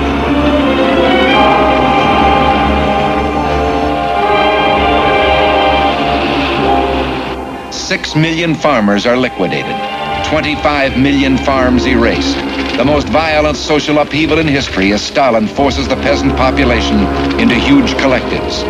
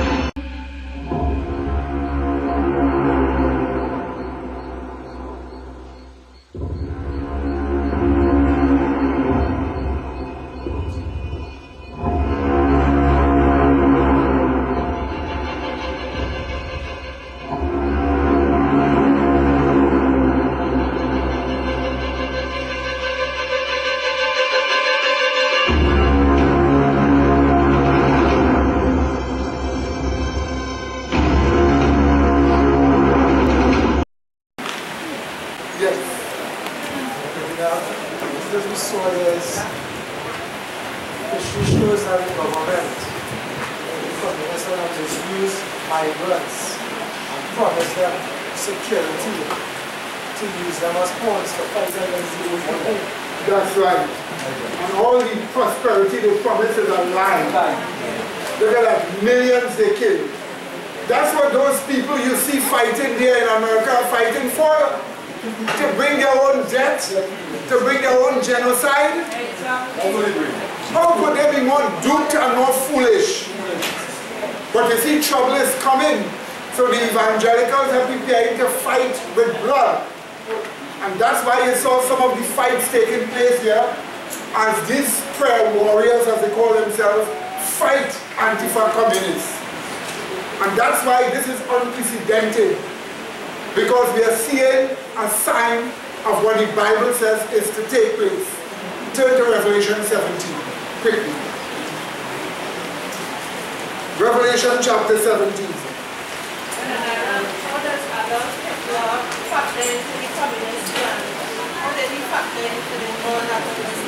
What Hitler brought was, you see, communism is globalism. But Hitler brought national communism. The word Nazi means national socialism. But don't let the media lie to you and give you the impression Nazi means racist. It just means national socialism. And that is what Hitler brought. Hitler brought national socialism to Germany.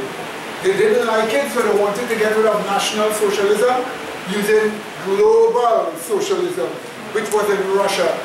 And that's why they binded together, both America and Russia and England, to destroy Germany. But then in the follow-up, they lie to people and tell people it's all about racism and so on. So they tell it Nazi, racist.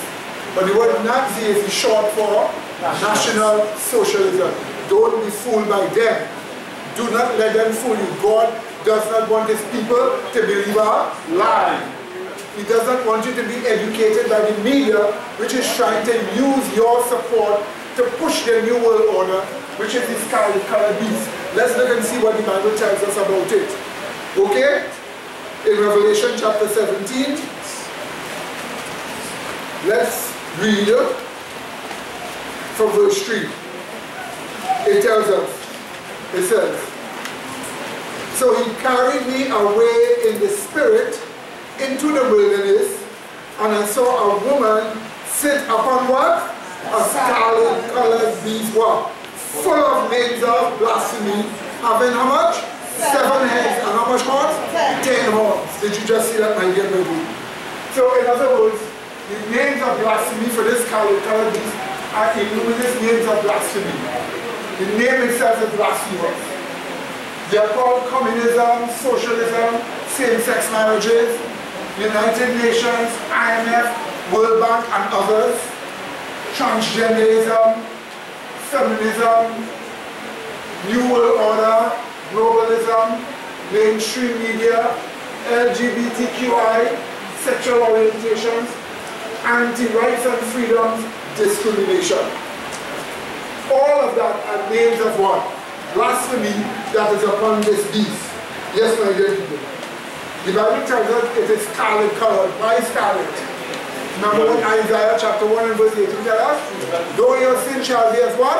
Scarlet. So the word scarlet colored beast identifies a power packed with all kinds of iniquity. And that's how it really is. We are told it is full of names of what? Blasphemy. Let us see blasphemy in Isaiah chapter 8, 21 and 22.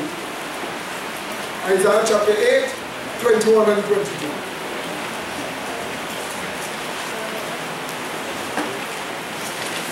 Isaiah chapter 8, 21 and 22.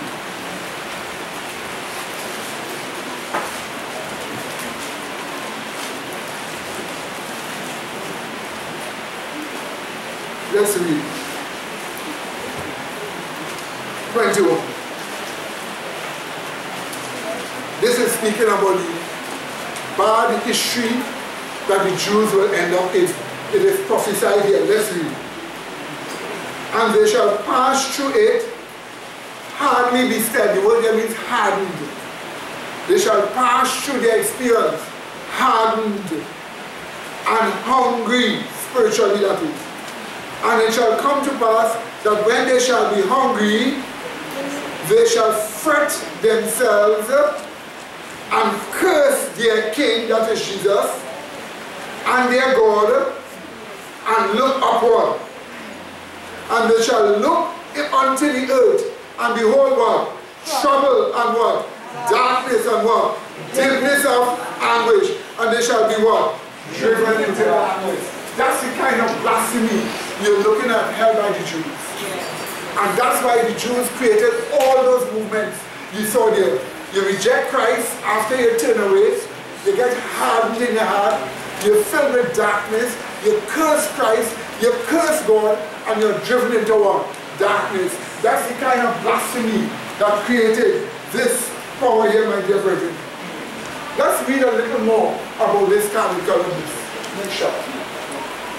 Chapter 17, verse 8. Yeah, but man, just already, best child get out of this, get out of what's in all this accounting is ready. It is like, if it is like to be called like this, like the movie Mad Max. It is all kind of different people come together and you find the consistent to one another. You find everybody turn on each other, but the real thing is what if you get out and not keep? Even if you rulers and other thing, get killed out, so they don't have nobody meaning. Amen. So let's just read down in Revelation chapter 17 and verse 8. The Bible is describing the scarlet colored beast. Pay attention to what you're reading here. Verse 8. The beast that thou sawest was, and what? Is not, and what? Shall ascend out of the bottomless pit and go where? Into perdition. So it's the same beast that ascended out of the bottomless pit. Now let's read on. And they that dwell on the earth shall wonder or marvel, whose names are not written in the book of life from the foundation of the world, when they behold the beast that was, what else? And is not, and what else? And yet is. Did you see that, my dear brother? So we have 4 terms describing this beast. We are told it was. We are told it is not. We are told it yet is. And then we are told it shall what? Ascend out of the bottomless pit. All this clearly identifies what power this is. Right? In John's time it was. This goes back to the 15th century BCE, ancient Egypt, who denied Christ. Who denied God. Who said, who is this Yahweh that I should what? Obey him. I know not Yahweh. Neither will I listen to his voice. So that is the scarlet colored beast it was. We are told it is not. That is in John's time. It is not an organized power in John's time in the 1st century after Christ's birth. It is not an organized power. And then we are told it yet is in John's time. Right? It existed as various Gnostic sects in the 1st century AD. This is what we want to look at. Let's turn our Bibles now to 2 Peter, chapter 2. So it was ancient Egypt, right? Is not in John's time, not an existing power, yet it is existing as various Gnostic sects, the same ungodly rabble. Let's look at it in 2 Peter chapter 2. And we will read from verse 1. I will give you certain parts here. From verse 1. 2 Peter chapter 2 from verse 1. We are told, but there were what? False prophets also among the people, even as there shall be what? False teachers among you, who privately shall bring in what? Damnable heresies, even what? Denying Yahweh. Did Egypt do that? Yes. Even denying the Lord which brought them, and bring upon themselves what? Swift destruction. And many shall follow their pernicious ways, by reason of whom the way of truth shall be what? Evil spoken of. And through covetousness shall they with fabricated words or make-up words, framed words, make-up words, make merchandise of you. Did you just see that? Whose judgment now of a long time lingereth not, and their damnation, what the Bible says? Slumbereth not. Now go down to verse 10. But chiefly them that walk after the flesh in the lust of uncleanness and despise what? Government. That's the same godless Bible. Presumptuous are they, self-willed. They are not afraid to speak evil of what? Dignitaries. Did you just see that, my dear brethren? Let's go on. Whereas angels, which are greater in power and might, bring not a railing accusation against them before the Lord, but these, as natural brute beasts, made to be taken and destroyed, speak evil of the things that they understand not, and shall utterly perish in their own what? Did you just see that? It goes on. And shall receive the reward of unrighteousness, as they that count it pleasure to riot in the daytime. Spots are they, spots they are, and blemishes, sporting themselves with their own deceiving. Did you just see that, my dear brethren? It goes on. Having eyes full of adultery. Right? So, having eyes full of adultery, and that cannot cease from sin, beguiling what? Unstable souls, and heart they have exercised with what? Covetous practices. Cursed children, which have forsaken the right way, and are gone astray, following the way of Balaam, the son of Bosor, who loved the wages of unrighteousness. Did you just see that, my dear brethren? Go to verse 17 to 19. 17 to 19. These are wells without water, clouds that are carried with a tempest, to whom the mist of darkness is reserved forever. For when they speak great swelling words of vanity, they allure through the lust of the flesh, through much wantonness, those that will clean escape from them who live in error. While they promise them what? Liberty, they themselves are servants of what? Corruption. For of whom a man is overcome, of the same is he brought what? In bondage. So those are the Gnostic sects, the same godless rabble, hate government, saying liberty, liberty, and practicing all sorts of wrong. These are the groups that yet is, that was existing in John 7, he wrote the book of Revelation. And then we are told it shall ascend out of the what? Bottomless pit. That is, in John's time, it didn't ascend out of the what? Bottomless pit as yet, but to our time, it ascended out of the bottomless pit around 1789 when the French Revolution began. And that is the power that exists today, that you saw in the films here with Antifa and other socialists that are growing in America. So, this these words is not, yet is, and shall ascend out of the bottomless pit in the French Revolution in 1789. All this is given to us for us to map out this power. Is that understood, my dear brethren? Now quickly, let's go a little more and find out about this next shot. I don't want to sound prophet, but marriage is very sacred. As you know, very, very sacred between a man and a woman. To say gay marriage, would it be unfit when marriage is sacred between a man and a woman? Should it not be gay union instead of gay marriage, knowing of the sacredness? If it's union, who united? It's not marriage, it's not union. Whatever they call it, but they will call it many, they call it love too. It's not love. And they call it same-sex. Same-sex corruption. Okay? So now let's find out a little more about this scarlet colored beast. Notice These charts are designed to make it much more easier for you. It is called 7 mountains. We're told it has 7 mountains, which is 7 heads, which are 7 kings. So mountains, head, king, same thing. They just identify empires, heads and kings, rulers, or kingdoms. Now let's go on. Let's look at chapter 17 again. 9 to 11.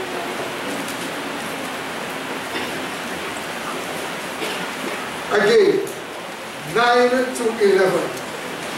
And here is the man that hath wisdom. The 7 heads are what? 7 mountains on which a woman sitteth. And what does it say? And these are 7 kings. These is not in the original. So let's read it the right way.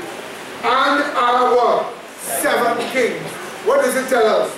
5 are fallen, 1 is, that is in John's time, and the other is not yet come. And when he cometh, he must continue a short space.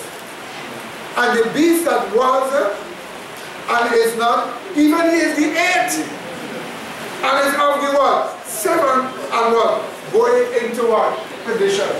Now if you want to know, 5 are fallen, 1 is.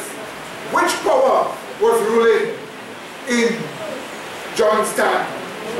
Rome. 1 is. That is 6. The 5 are fallen. 1 is. Rome was ruling. So let us see which 5 are fallen. If we can implicatively find out some, we go to Zechariah chapter 1, 18 to 21.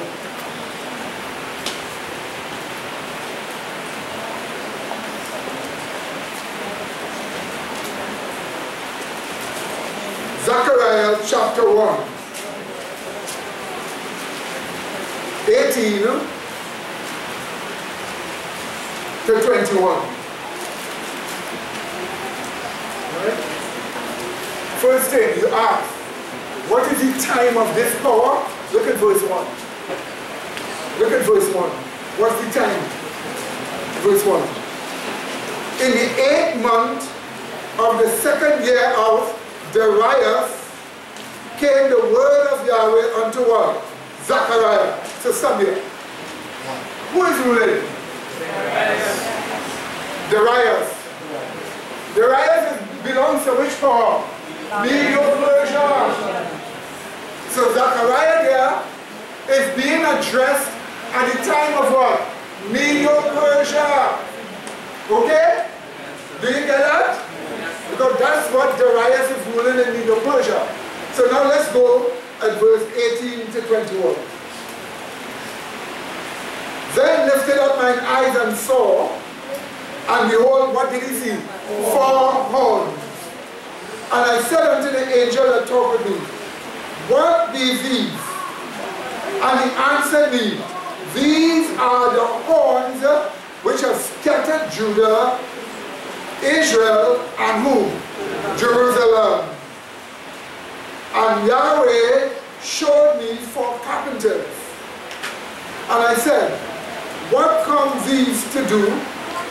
And he spake, saying, these are the horns that have scattered Judah, so that no man may lift up his head, but these are come to free them, to cast out the horns of the Gentiles, which lifted up their horn over the land of Judah to scatter it. So notice the overthrow of Judah and Israel. We are told the 4 horns are the horns of the what? Gentiles. So watch me now. If by the time of Medo-Persia, we are told 4 horns. If you were to go back, who was before Medo-Persia? Babylon. Who was before Babylon? Yes, it is Assyria that overthrew Israel. And who was before Assyria? Egypt. So it is Egypt, Assyria, Babylon, what? Medo-Persia, and the power that came after Medo-Persia was what? Greece. And then what? Rome. So by the time Rome is the one that is the 6th, 5 were formed. Did you see that? The 5 that were formed is what? Egypt, Assyria, Babylon, Medo-Persia. my dear brother. Now, it's really very simple. You see how simple it is? So the 5 that are fallen are 5 empires, 5 powers. The one that is Rome. We are told the other is not yet come. So that's why we say what was yet to come in John's time. But it is here now. And that one is what? USA, the beast that one grew up out of the earth. Okay? So we are told, understand, 5 are fallen. One is, the other is not yet come. And when it comes, it continues a short space against God's people. That's what the Sunday law. Right? We are told, watch me, the beast that is the 8 is of the 7. So the scarlet colored beast must derive its teachings, philosophies, and existence from Egypt, which one? Assyria, which else? Babylon, which else? Media, Persia, which else? Greece, which else? Rome, which else? It's the USA chapter we were just looking at on the film. The USA chapter of the scarlet colored beast that comes from the 7. The godless, rabble, Illuminati, and communists. And then they're told to go into position. So watch me. It means after America exists, for a brief while, we will have 1/8 global empire. The new world. You have one brief global empire, the 8 which is of the 7 global empire. But the Bible says he goes into what? Perdition, which means he will self-destruct. Did you just see that, my dear brethren? Did you just see that? So, let's look a little further here. Next shot. So you got that. You see how simple it was, okay? Remember that. So, why did the Bible tell us about this scarlet colored beast? Why were we told about it?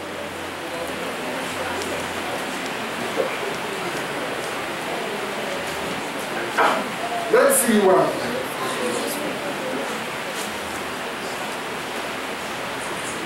Let's see why the Bible tells us about this.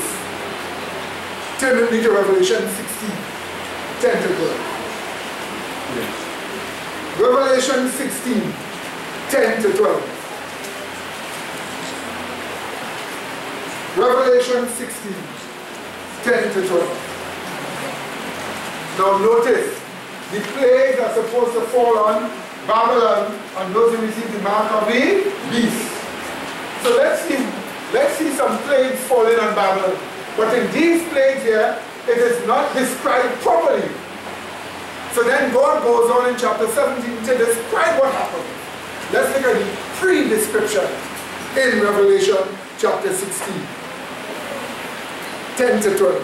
Quote, and the 5th angel poured out his vial upon the seat of the beast. Or the beast is the papacy. The seat of the beast. Pray tell me, what is the seat of the beast? The Bible says she sitteth on many waters. The seat of the beast is the world. That time they will rule the world. So what is this plague? It goes on. The 5th angel pours out his vial upon the seat of the beast, and his kingdom was full of what? Darkness. And they gnawed their tongues for pain and blasphemed the God of heaven because of their pains and their sores, and repented not of their deeds. Now go to verse 12. And the 6th angel poured out his vial upon the great river Euphrates, and the waters thereof were dried up, that the ways of the kings of the east might be what? Prepared. So stop right here. So what are we being told? Plague number 5, dense darkness falls upon the earth. Plague number 6, Babylon loses the waters. The Bible says the waters of Babylon symbolizes people. So Babylon then loses what? Support. That the way of the kings of the east, which is identified in the Bible as Christ and the holy angels, may be prepared. So just before Christ and his holy angels is seen in heaven, Babylon loses support. False religion Babylon. Did you get that clear? So you ask yourself, what does all this mean? Darkness falls upon the kingdom of the paper beast. Paper beast lose support, Christ is just about to come. What does that mean? That is what is explained in chapter 17. Go to 17, 1 to 4.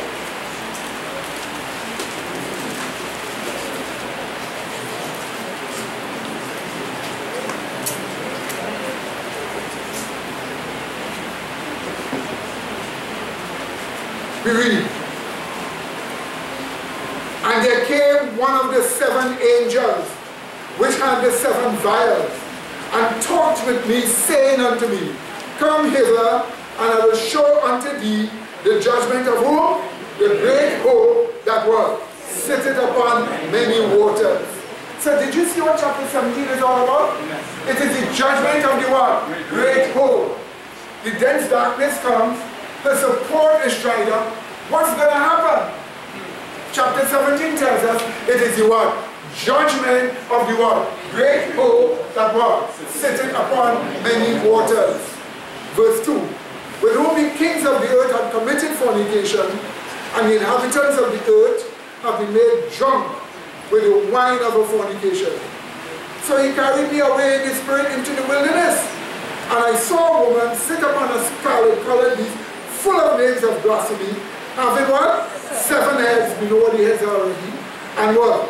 10 horns. And the woman was arrayed in purple and scarlet-colored, and decked with gold and precious stones and pearls, having a golden cup in her hand, full of abominations and filthiness of her fornication. Did you see that, my dear friends? So one thing we know for sure, and that is, chapter 17 shows the judgment on the papal beast.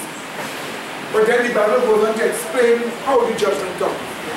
It first tells us who the woman is, which is false religion, and then it goes and tells us who the scarlet-colored beast is.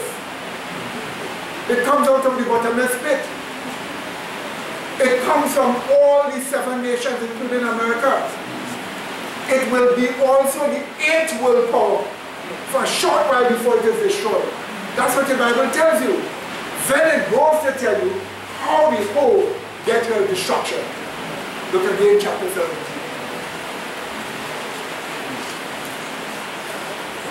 And this time, we read from verse 12 and verse 13. Is it from? And the 10 horns which thou sawest are 10 kings which have received what? No kingdom as yet, but receive power as kings 1 hour with the beast. So already we are being told the 10 nations of Europe in John's time, they receive no kingdom as yet, but they will receive power as kings 1 hour with the beast. Now let's just read on and then we will look at what this means. Watch this. Remember, we are looking at the future of what? Communism. So let's read on again. Again. Chapter 12 again and then chapter 13. Sorry, verse 12 again, sorry, and then verse 13. And the 10 horns which thou sawest are 10 kings which have received no kingdom as yet, but receive power as kings 1 hour with the beast. These have one mind. The Greek word there is opinion. That is one political opinion. Socialism, what? Communism. These 10 are the nations of Europe. Are you understanding why now you have in Europe with the European Union that is taking away rights and freedoms? Yes, that's right. Notice that they have one word, opinion or one mind. Watch this. These have one mind, and shall give their power and strength unto the beast. Stop there. When it says power, the word there is dunamis, and the word for strength is exousia, which is authority. So these 10 nations of Europe will give their constitutional That is the dynamics. How our country works is according to the what? Constitution and exousia authority. That is the authority that goes with the country. So they shall give their constitutional and what? Executive authority to the beast. It is given over to the scarlet colored beast, which is what? Communism. We are being told that Europe will turn communist. That's what we are being told. The future is Europe will what? Turn communist. Because these 10 nations of Europe will give their constitutional and executive power to the beast, the scarlet colored beast, which is communism. Did you see that? That's what they will do. So we have to expect Europe and nations that relate to Europe to turn communist. Global communism. So today, Europe tells Trinidad and Tobago, we want you to stop producing sugar. We will send millions of dollars for you to pay off sugar with us. Don't produce sugar anymore. If we produce it, we'll stop all countries from buying. That's what happened. That's why Trinidad ended producing the sugar it used to produce. So here is what. All the nations that Europe influenced will follow Europe.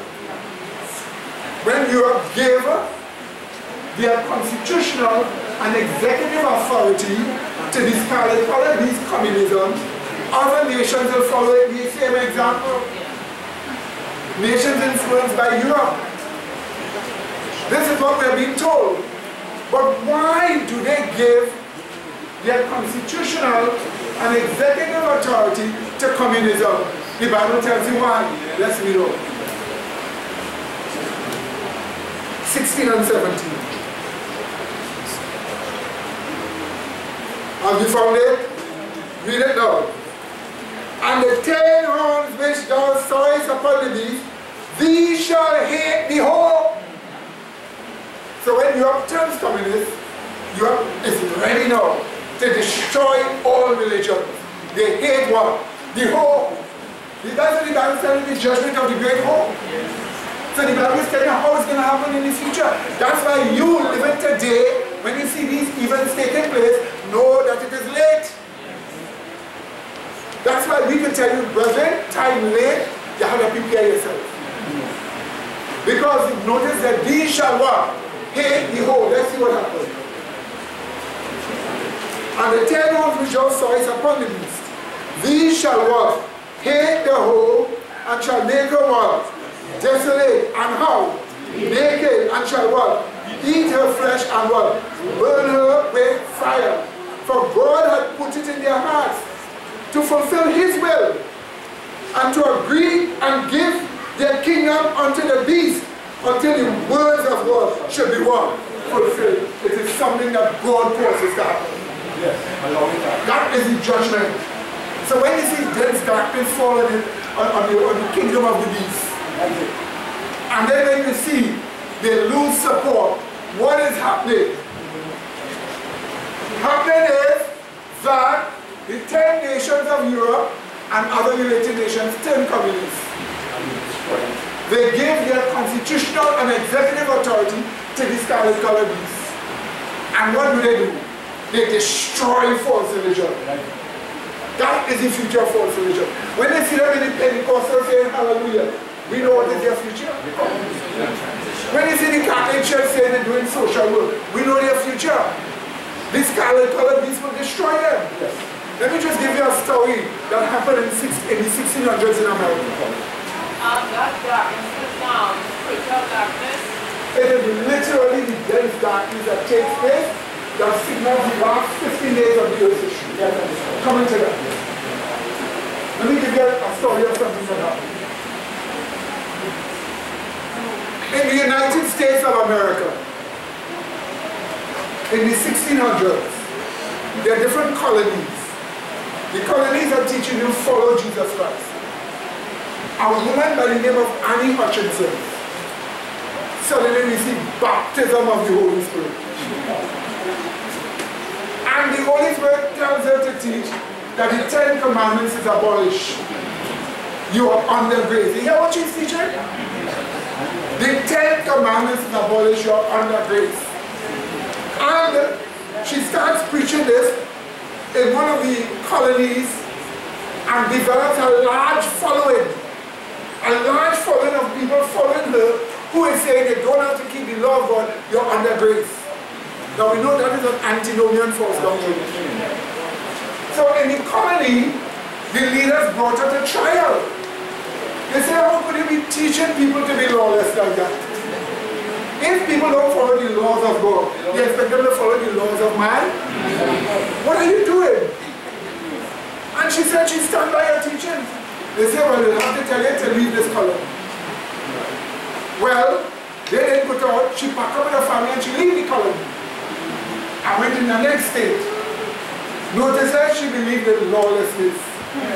So after she sat down there with she and her family, some American lawless Indians come, meet the house, attack the house, take their axe, chop up head, chop up bodies, scalp, kill, rape, murder, and burn the property down. And that is how the prophetess, who was teaching and not supposed to obey the law of God, died. The forces of the ungodly at that time in the United States, the Amerindians used to eat people, murder, kill, and rape and so on, attack them and destroy them. Oh, what to God she would believe that man should obey the law of God then. That's how she died. But that is a small example of what is going to happen in the future. You see coffee? You see them preaching? You see all of them saying Jesus and all this studying is money, position, and power. They don't preach against sin anymore. They don't teach people about being sin-free. They don't teach you how to overcome sin. In fact, they don't even know. In fact, they don't even know what sin is. Because they don't even know that they're supposed to keep the law. And sin is transgression of the law. And these people there are doing what they are doing. The Bible tells you what is their future. It tells us the 10 nations will give their constitutional and executive authority over to communism, this kind of intelligence. And then we're told thus Europe and the later nations destroy the whole what? The whole what? Paper and all of them. That's what your Bible just told you. Did you just see that, my dear brethren? Oh, they try to attack us. But verse 14 says, no, they can't get you to us. Look at verse 14. These shall make war with the Lamb, and the Lamb shall what? Overcome them, for he is what? And what? And they that are with him are? And what? And what? Because they can't touch us. Amen. But war to the false religion of Babylon. Look at what happens to them. They're totally destroyed. That's what your Bible tells you. Are you listening to me, my dear brother? Are you listening to me? Watch this. Notice, we are told that they come to power 1 hour with the beast. Doesn't mean they come into existence. But the kind of communist power, they come into communist power 1 hour with the scarlet colored beast. Next shot. Let's look at this 1 hour. Yes, sister. I want to know why the Bible says the Lamb meaning Jesus Christ. Yes. And the Lamb meaning also the followers of Christ. Because these are the comparison. Let's read. These shall make war with the Lamb, and the Lamb shall overcome them. Why is he called Lamb at that time? Because at the time this happens, the forces of evil are looking at Christ and his followers as lamb-like, which we are, and figure they could fight and destroy us. That's why the Bible says this kind of lamb can fight better. Notice what it says. These shall make war with the lamb, and the lamb shall overcome them. Right? Because he is what? God of gods. That's what the term Lord of Lords means. And what? King of kings. He is the true global king. And they that are with him are what? Are what? What else? Chosen. What else? Faithful.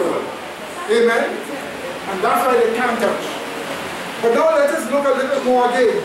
The Bible tells us that this, the violent destruction, takes place to Babylon. Violent destruction. They're told to take place in 1 hour.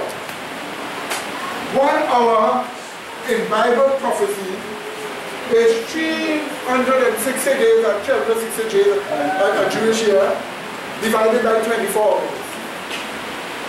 There's 24 hours in a day. You want to find how much is each hour of 360 days or a year. So it's 1 hour over a year. When you divide 24 hours into what? 360, you come up to how much? 15 days. So 1 hour is the last one. 15 days of the earth's history. Let's see what happened. Again, look at Revelation 17 first of all. 12 and 13. And the 10 horns which I saw is the 10 kings, which have received no kingdom of them, but received power as kings. How long? 1 hour or what? 15 days with the beast. Okay? What do they do with that power? They totally destroyed Babylon. Look at verse 16 again. And the 10 horns which thou sawest upon the beast, these shall what? Hate the whole, and shall what? Make her desolate and naked, and shall what? Eat her flesh and what? Burn her with fire. Did you see that? In 1 hour. The last 15 days of this earth's history is dedicated by God to the destruction of false religion everywhere, all over the earth. That is the judgment of the great whole that's sitting upon one. Many waters. Let's see the Bible tell us about this one, chapter 18. Verse 10. Verse 10. Standing afar off for the fear of her torment, say, alas, alas, the great city Babylon, the mighty city, for in what? 1 hour is what? That's right. 15. 1 hour, 15 days. And we are being told that people will be watching the destruction. After all, they turn communist. The rabble becomes the majority. Why does the rabble become the majority? Because they reject the preaching of the third angel's message. So as they all reject the truth, they all become what? Godless, with a few people following. So the great godless rabble decide, now it's time to get rid of all religion. And for 15 days, the Lord is flowing. I didn't say it, Lord Bible said. Let's read again, chapter 18. Again, let's read 17 to 19.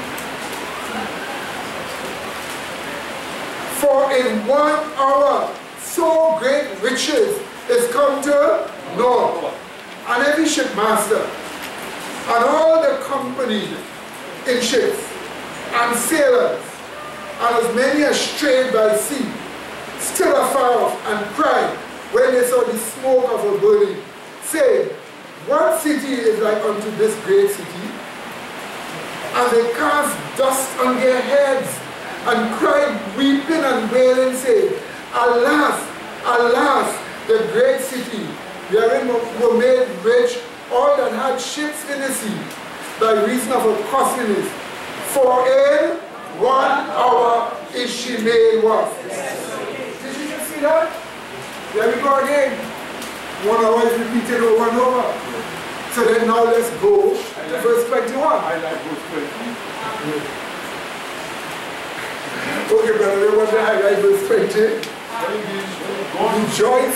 Rejoice over her, thou heaven, and you holy prophets, apostles and prophets, for God hath avenged you on her. Okay? And then verse 21. And then sister. That's right. Of course, certainly. And just before I take your hand, sister, let's just read verse 21. And a mighty angel took up what? A stone, like a great millstone, and cast it where? Into the sea, saying, thus with what? Violence shall the great city Babylon be what? Thrown down. And what? Shall be found no more at all. Did you see that? 1820. Did you just see that? Violent destruction of Babylon in what? 1 hour. 360 days make a Jewish year. 24 hours in a day. So 24 hours divided into 360 will show you how much is 1 hour of those 24 hours. 50 days. And so you get 50 days. The last 15 days of this earth's history. Did you just see that, my dear brethren? Did you just see that? You see, since the plagues come upon Babylon in 1 day or 1 year, then 1 hour out of that 1 day or 1 year is how much? 15 days. Amen, brethren? The violent destruction of Babylon. Do you know that the Jews already prophesied they will do that? In the protocols of the learned elders of Zion, written since 1894 from a Jewish meeting in Geneva, Switzerland. They know they already prophesied that's how they'll destroy the church. Let me read it for you, but just before I read it, sister, you are called.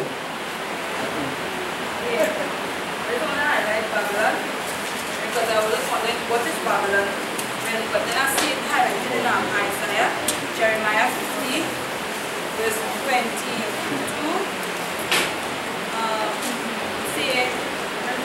A song of battle is Jeremiah 50 verse 23. A song of battle is at hand, is in the land and of great destruction. How is the hammer of the whole earth cut asunder and broken?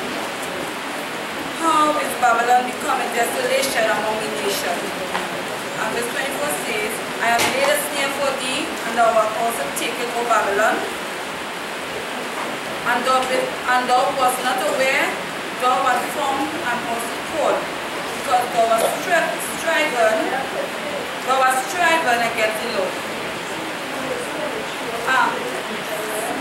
Jeremiah 50 verse 23 to 24. Brother Dean, I want to know what is Babylon? Is Babylon consists of this false doctrine, right? Yes. Is all this is talking about is Babylon?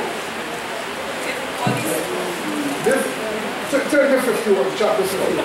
This here, sister, that you're talking about here, is literal Babylon that will be destroyed when Medo-Persia came, which was fulfilled in Daniel, right? Yes. Let's turn to chapter 51.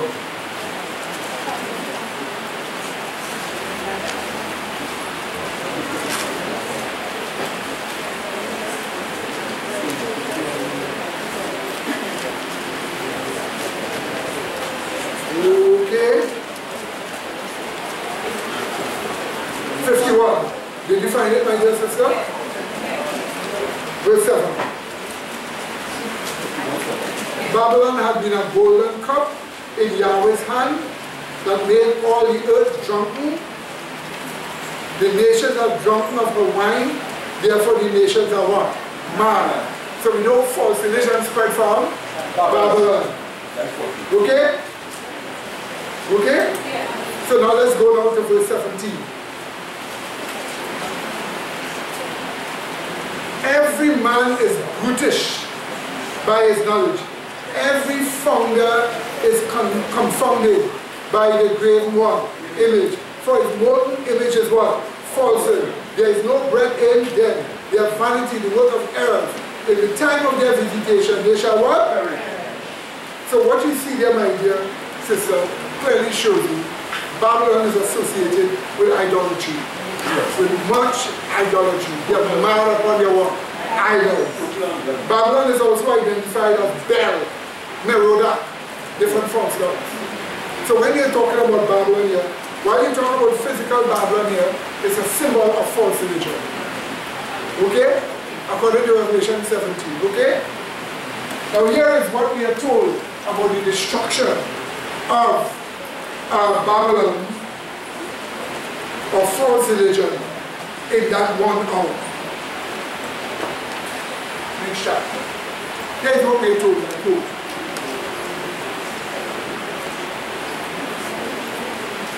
Protocols of Zion, page 204. Page 204.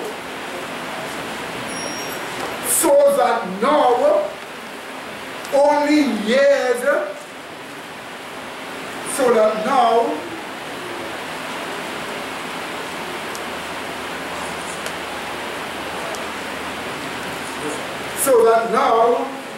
only years divide us from the moment of the complete wrecking of the Christian religion. As to other religions, we shall have still less difficulty in dealing with them. That's what they said.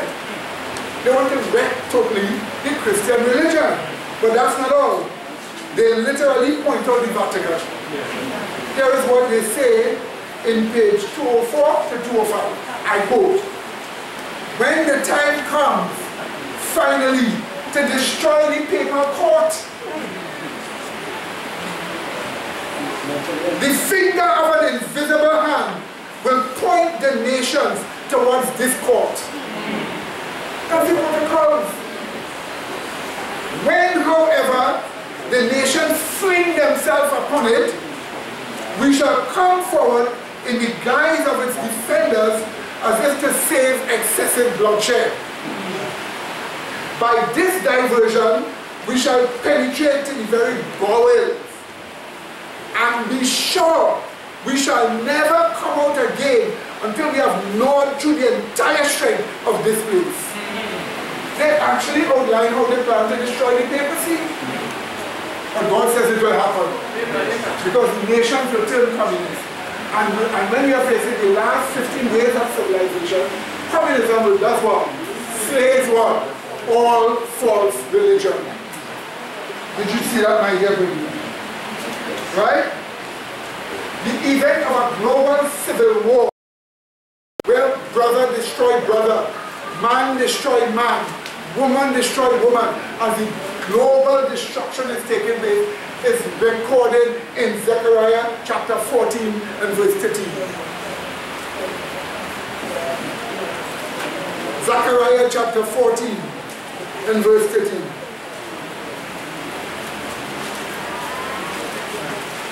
As they are destroying each other with bloodshed, burning down churches, murdering priests, raping, robbing, killing, stealing material things.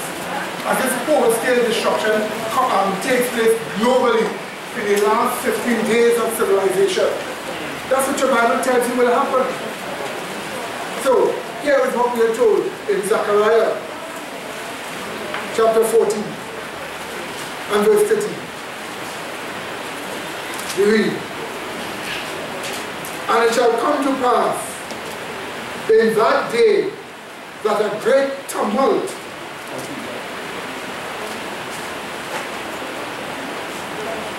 chapter 14 verse 15. That's fine. We read verse 13. It says this here. Read it. "And it shall come to pass in that day that a great tumult from Yahweh shall be among them, and they shall lay hold everyone on the hand of his what? Neighbor, and his hand shall rise up against the hand of his what? Neighbor." That's it in the Bible. That's it. Everybody fighting everybody. Global civil war. The last 15 days of civilization. Communism slays all false religion. Communism turns upon its own membership with unrestrained killings because it self-destructs. So while the communists destroy the Christians, they also turn upon their own self. Every man killing one another. Great bloodshed because they self-destruct. Among everybody killing everybody, who is seen coming in heaven? Jesus stands in the sky and his brightness slays all the remaining liquid and wicked. That's what happens. When the Bible says, "Come in with clouds," he comes and his angels with him. and his brightness slays the wicked. During that time, the Pope will have survived. Because while all his institutions are destroyed, burned down and mobs are rushing to and fro killing, God allows him to live. So that time, Antichrist meet Christ. Your Bible tells you what happened. It says the wicked will be what? Slain with the brightness of his coming. That's right. It won't be Pope Francis, but whoever after him, that one is going to be slain with the brightness of the coming of Jesus Christ. And that same brightness, which is like a nuclear explosion, will kill all the wicked. Look at the next verse in Zechariah. The next verse. Verse 12. Verse 12.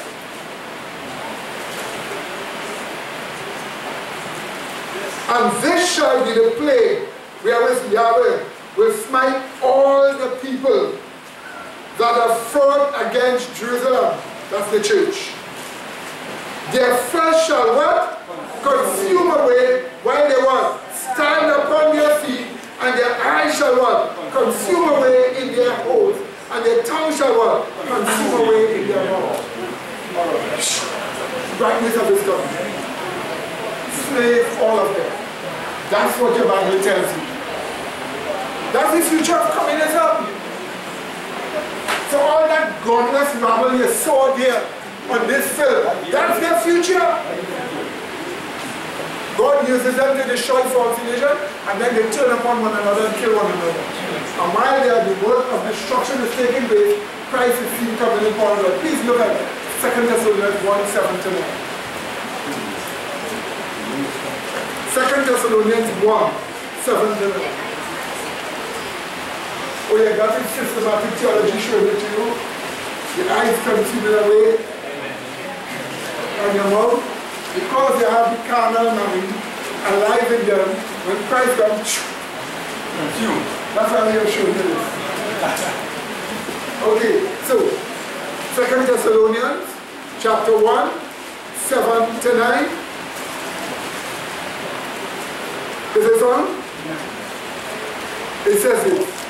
Unto you who are troubled, rest with us, when the Lord Jesus shall be revealed with his mighty angels. So let me go back again then. It says here, unto you who are troubled, rest with us, when the Lord Jesus shall be revealed from heaven with his mighty angels. How? In flaming fire, taking vengeance on them that know not God, and that obey not the gospel of our Lord Jesus Christ, who shall be punished with a what? Everlasting destruction from the what? Presence of the Lord, and from the what? The glory of his power, the brightness of his coming. That's what's going to happen. Did you see that, my dear brother? Do you know a church by the name of Tuzia exists at the time of the coming of Christ when the fire is destroyed? Yes. Turn to Psalm 50. Watch it. Prophecy on time.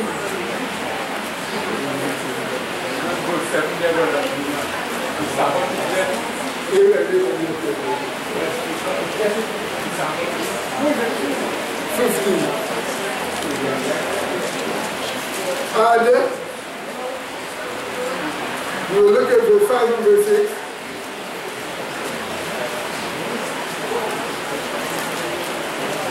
Psalm 50, find it.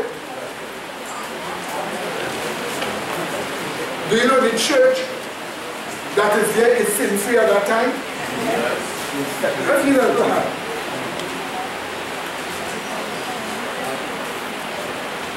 We read from verse 1. The mighty God, even Yahweh, had spoken and had called the earth from the rising of the sun until the going down thereof. So in other words, preaching righteousness, calling people from the earth, rising of the sun, going down. Gospel being preached over and over and over. Find a message. Let's go. Out of Zion, which is the church, the perfection of beauty, God had what? Shine. So you see God shining through Zion, which is identified as the perfection of beauty. So you see this? You see God shining His infinite. All that is at the time fire is going to destroy the wicked. It clearly shows that church exists at that time. That is history. It goes on. Verse 3. Our God shall come. Did you see it? And shall not keep silence. A fire shall devour before him. Did you see it? That's the brightness of his coming. What does it say? A fire shall devour before him. And it shall be very tempestuous round about him. He shall call to the heavens above. That's where your books are. And to the earth. That's the people. That he may judge his people. That's the investigative judgment. So you have the investigative judgment right here now. It goes on. That he may judge his people. Gather my saints together unto me, those that have made my covenant with me by Tuesday. Did you see it? Sacrifice, Tuesday. So at the time the fire of God comes and slays the wicked, it is because a church is already existing, identified as Tuesday. They are the perfection of beauty. God is shining through them. Is that understood, my dear brother? That just shows you how late time is. But that's not all. And that's why verse 6 tells us, and the heaven shall declare his righteousness. For God is what? That righteousness is the Lord. Amen. So you see, my dear brother, what do we see here? We see here that at the actual appearing of Jesus Christ in heaven, with the brightness of the second coming, all the wicked that remains alive so far shall be slain with the brightness of his coming. And at that time, there is existing on the earth a church identified as Tuesday that has sinfulness, the perfection of beauty, and God is seen shining out of there. Amen, brethren? Amen. Well, Tuesday already exists. Amen. The other events, they are coming swiftly. And we wanted to show you the events coming swiftly by showing you what you saw in the film today. All these horrible things that are going on. Remember the 7th world power, America, this colored beast must come from that power too. Like the others. And we see it, we show you it coming. We were able to so analyze through scripture that we can look at what's going on right around us now and see this colored beast literally coming in the 7th power. And we show it to you on film. Do you know what it takes to do that? Your mind has to be led by the Holy Spirit. Now here's what Mrs. White said. In Education, page 228, she herself tells us that's coming. I quote, at the same time, anarchy is seeking to sweep away all law, not only divine, but human. The centralizing of wealth and power, the vast combinations for the enrichment of the few at the expense of the many, the combinations of the poor classes for the defense of their interests and claims, the spirit of unrest, did you see that? Yes. Of riot, did you see that? Yes. And bloodshed, the worldwide dissemination of the same teachings that led to the French Revolution, all are tending to involve the whole world in a struggle similar to that which convulsed in France. End of quote. Did you see that? That's where we are headed. Amen, brethren? That's where we are headed. But you see, you know what's the bad thing about all of this? The bad thing about all of this is that communism is still the worship of the dragon. They're destroying the papacy, but you still worshiping the dragon. This is why in Great Controversy 273 tells us this. In all this, with the French Revolution, supreme homage was paid to Satan. So Illuminism is still Satan worship. What do you say? Amen, brethren? It is still a human being exalting himself as God with God, like the papacy. And if you do it from the devil, it clearly shows it's Satan worship. Here is Rhodes. Here is Weishaupt, Adam Weishaupt, who founded the Illuminati. Here is Weishaupt speaking to be the God of one world, page 28, that book. Here is him speaking. The rights of man, whatever is right.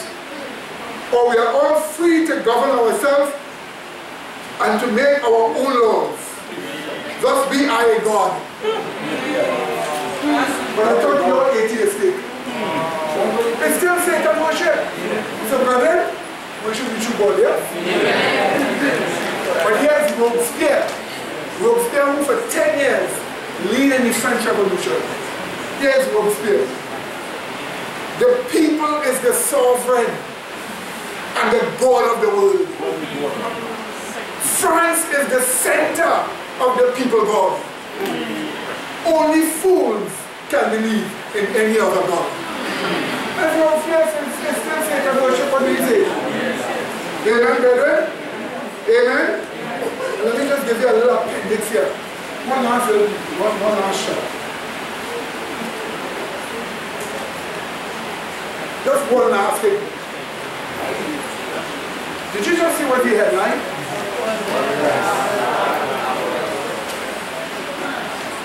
See what the headline? The headline is what? It is what? And they are what? The first century. What else? The what? Third century. What else? Islam what? And finally what? The what? That's it. So whoever living in that time would face that as a godless life. Do you know what the Aryans used to do? You told me about that? One of the nations that was Aryan, their name was the Vandals. From them we have the word vandalism. They were one of the worst barbarian nations you could think about. They like to rob, rape, kill, mutilate, destroy. They would pass through your house and they just throw down and mash up everything just to make it look. They would rob, rape and kill. They were all Aryans.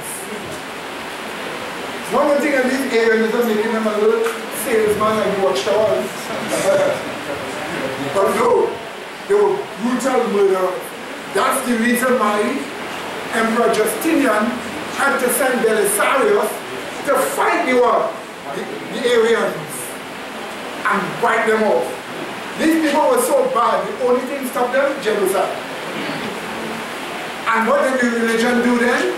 Before they get to pass a law claiming the Pope is correct of all heretics, the Christians had to murder genocidally to do that. And they wipe out the Aryans. And they wipe out two other powers again. Even the Gnostics were one set of corrupt people. Every nasty thing done today in Sodomites, practices and things were done by Gnosticism. Hell yeah, they even used to have a person abort a baby, take it, beat it up in a pestle, put milk and all kind of things, take it up and eat and drink. And say they partake of the flesh of God. That's what they used to do. Gnostics. That's what they used to do. That was the godless world. Walking the streets naked. Sex in the public with man, woman, and child. That's the Gnostics. God godless rabble. So according to what century you face it, by the time this one, Muhammad and his people. Murder, kill, rob, rape, everything, but saying it is Allah says it is. And by the time 19th century, communism. Your Bible says Islam is the first war. The Bible says communism is your second war. Brethren, the third war is about to come. But what did we do here? In closing. In this study here, we explain to you clearly that this godless rabble is the future of communism. They're going to be destroyed. They will destroy false religion and they will be destroyed. That's the future. We show that to you. But we show you what the Bible said about it. Now here is the point. Addressed to you, my dear brother. Addressed to you. What in heaven's name do you want on this earth? What do you want for yourself now? What are you living for? Like it or not, the events are coming. Your acceptance of it wouldn't change it. You just have to find yourself on the right side. Be on the side of those who are called, chosen and what? Faithful. Or else you'll be destroyed. That's the reason why week after week, whether on telephone, whether meeting you personally, or whether in church service, you're being counseled in the right way and in the right path. You see, you know, I'm giving a study on the radio Sunday. The name of it is reality. Reality. That is the name of the study on the radio. Reality. You see, you've got to learn to be realistic. You've got to learn to be realistic. What do you really want? What do you want for yourself? Be realistic. Are you going to really dedicate yourself truly? Or are you going to be just lip service and then you separate? Are you going to be truly dedicated to God and mean it with your heart? Are you going to seek true, genuine change? Let me tell you something. You don't have much time. The seventh power, America, is already producing its scarlet color beast. You've seen it. You've seen it already threatening bloodshed and bloodshed. If you're trying to overthrow Trump, massacre and bloodshed. And who's saying that bigger guns to deal with Trump and his people? This is what they're discussing openly in the airwaves. This is what they're doing. They have made a move towards genocidal death and nothing can turn them back from it. Soon they're going to say, let's send all them rabble to church. Let's pass a Sunday law. We're going to object and say no. The seventh day is the Sabbath of who? Yahweh God. Whom we serve. So your Lord cannot force us to serve another God. And they're going to persecute us. Many of us are dying. Some are born to be among the 144,000. If God wants you to die, He will show you. And if He shows you He wants you to die, you will fight against His own heart. Make the best of your death, what do you say? Give the best testimony as you're dying, what do you say? But if not, and you will live, do the best you can do by His control to give that testimony.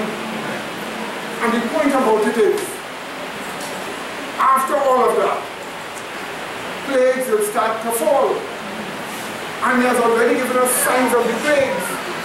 Could you imagine hail falling in Jamaica? Yes. Trouble is happening. River in China turning red.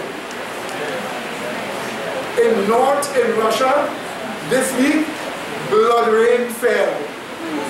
The rain that fell was blood. Blood rain fell. Are you seeing what's going on, brother? Are you seeing what's going on? Talk about the tremendous amount of floods going on in different parts of the earth. and the rain for 4 months fall in 2 hours. Causing flood. As trouble is happening all over the world. So you know, look at the love of God. This is a sign of my coming. Prepare. Look, these political signs. Prepare. And I will give you an outpouring of the latter rain, setting you in the truth that it cannot be removed. Let me tell you something. You don't know what's going on, but I'll tell you something. Let me just take this hand and that hand. I'll tell you something and then we'll go for it. Yes. When they in India, when they test the rain, they found out it was blood. What do you have to say about that? That was in India. Yes. Some years ago. Yeah. They said it had strange organisms in it they don't know. God could do anything. Alright, but one that fell this week was in Russia. Alright? Good. And this week we have, Wisconsin and Nancy, we have 2 weeks of rain falling 5 hours in Trinidad. That must be rain. This was 2 weeks concentrated in 5 hours. Let me tell you something. Sister.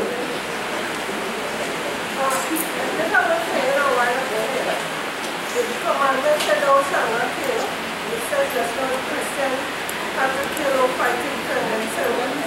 My question is, can succumb to the accusation? Would we have to fight or kill to defend ourselves to survive? Not like that. Not like that.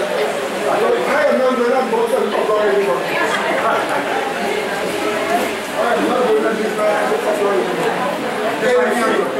God will find ways by miracles to stop them. Amen. As he did in the past.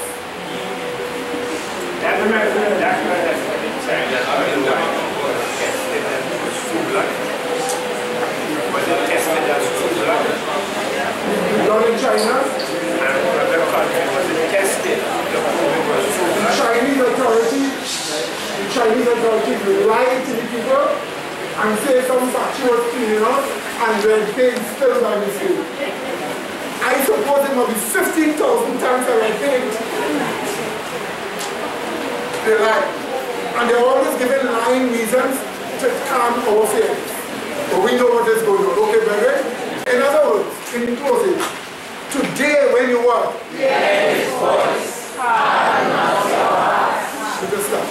but remember what we said. Remember what was shown to you. Remember these important truths. You saw it in your Bible. You saw just what is to happen. Clearly outlined. It's just that simple. The Bible tells you it will happen. You are seeing signs of it already. We are waiting for it to happen. Okay? So remember these things and prepare yourself. As we leave here, remember you're still on the 7th-day Sabbath. So God wear the edges of the Sabbath. So let us go ahead and let us go. Gracious loving Father, we thank you for all that you have shown us. We thank you for the revelations you have given to us. We thank you for the light of truth you have placed before our hearts. Now we understand. Help us to be dedicated to the truth in such a way to walk after your commandments through the faith of Jesus Christ being in us. Convert us, Father. Make us different within. Make us have your love in our hearts. May we have you as the ideal value in our consciousness. And may we testify of your love through the character of Christ. Have mercy upon us because of our sins, and give us hope for us as individuals, even though we make mistakes and we do wrong. If we repent and believe, we shall be recovered, because you are love, and you've called us to be saved, not to be lost. So bless us, Father, with multiple motives in everything that we do. Through Christ our Savior we pray, with thanksgiving and thanksgiving. Amen. Amen.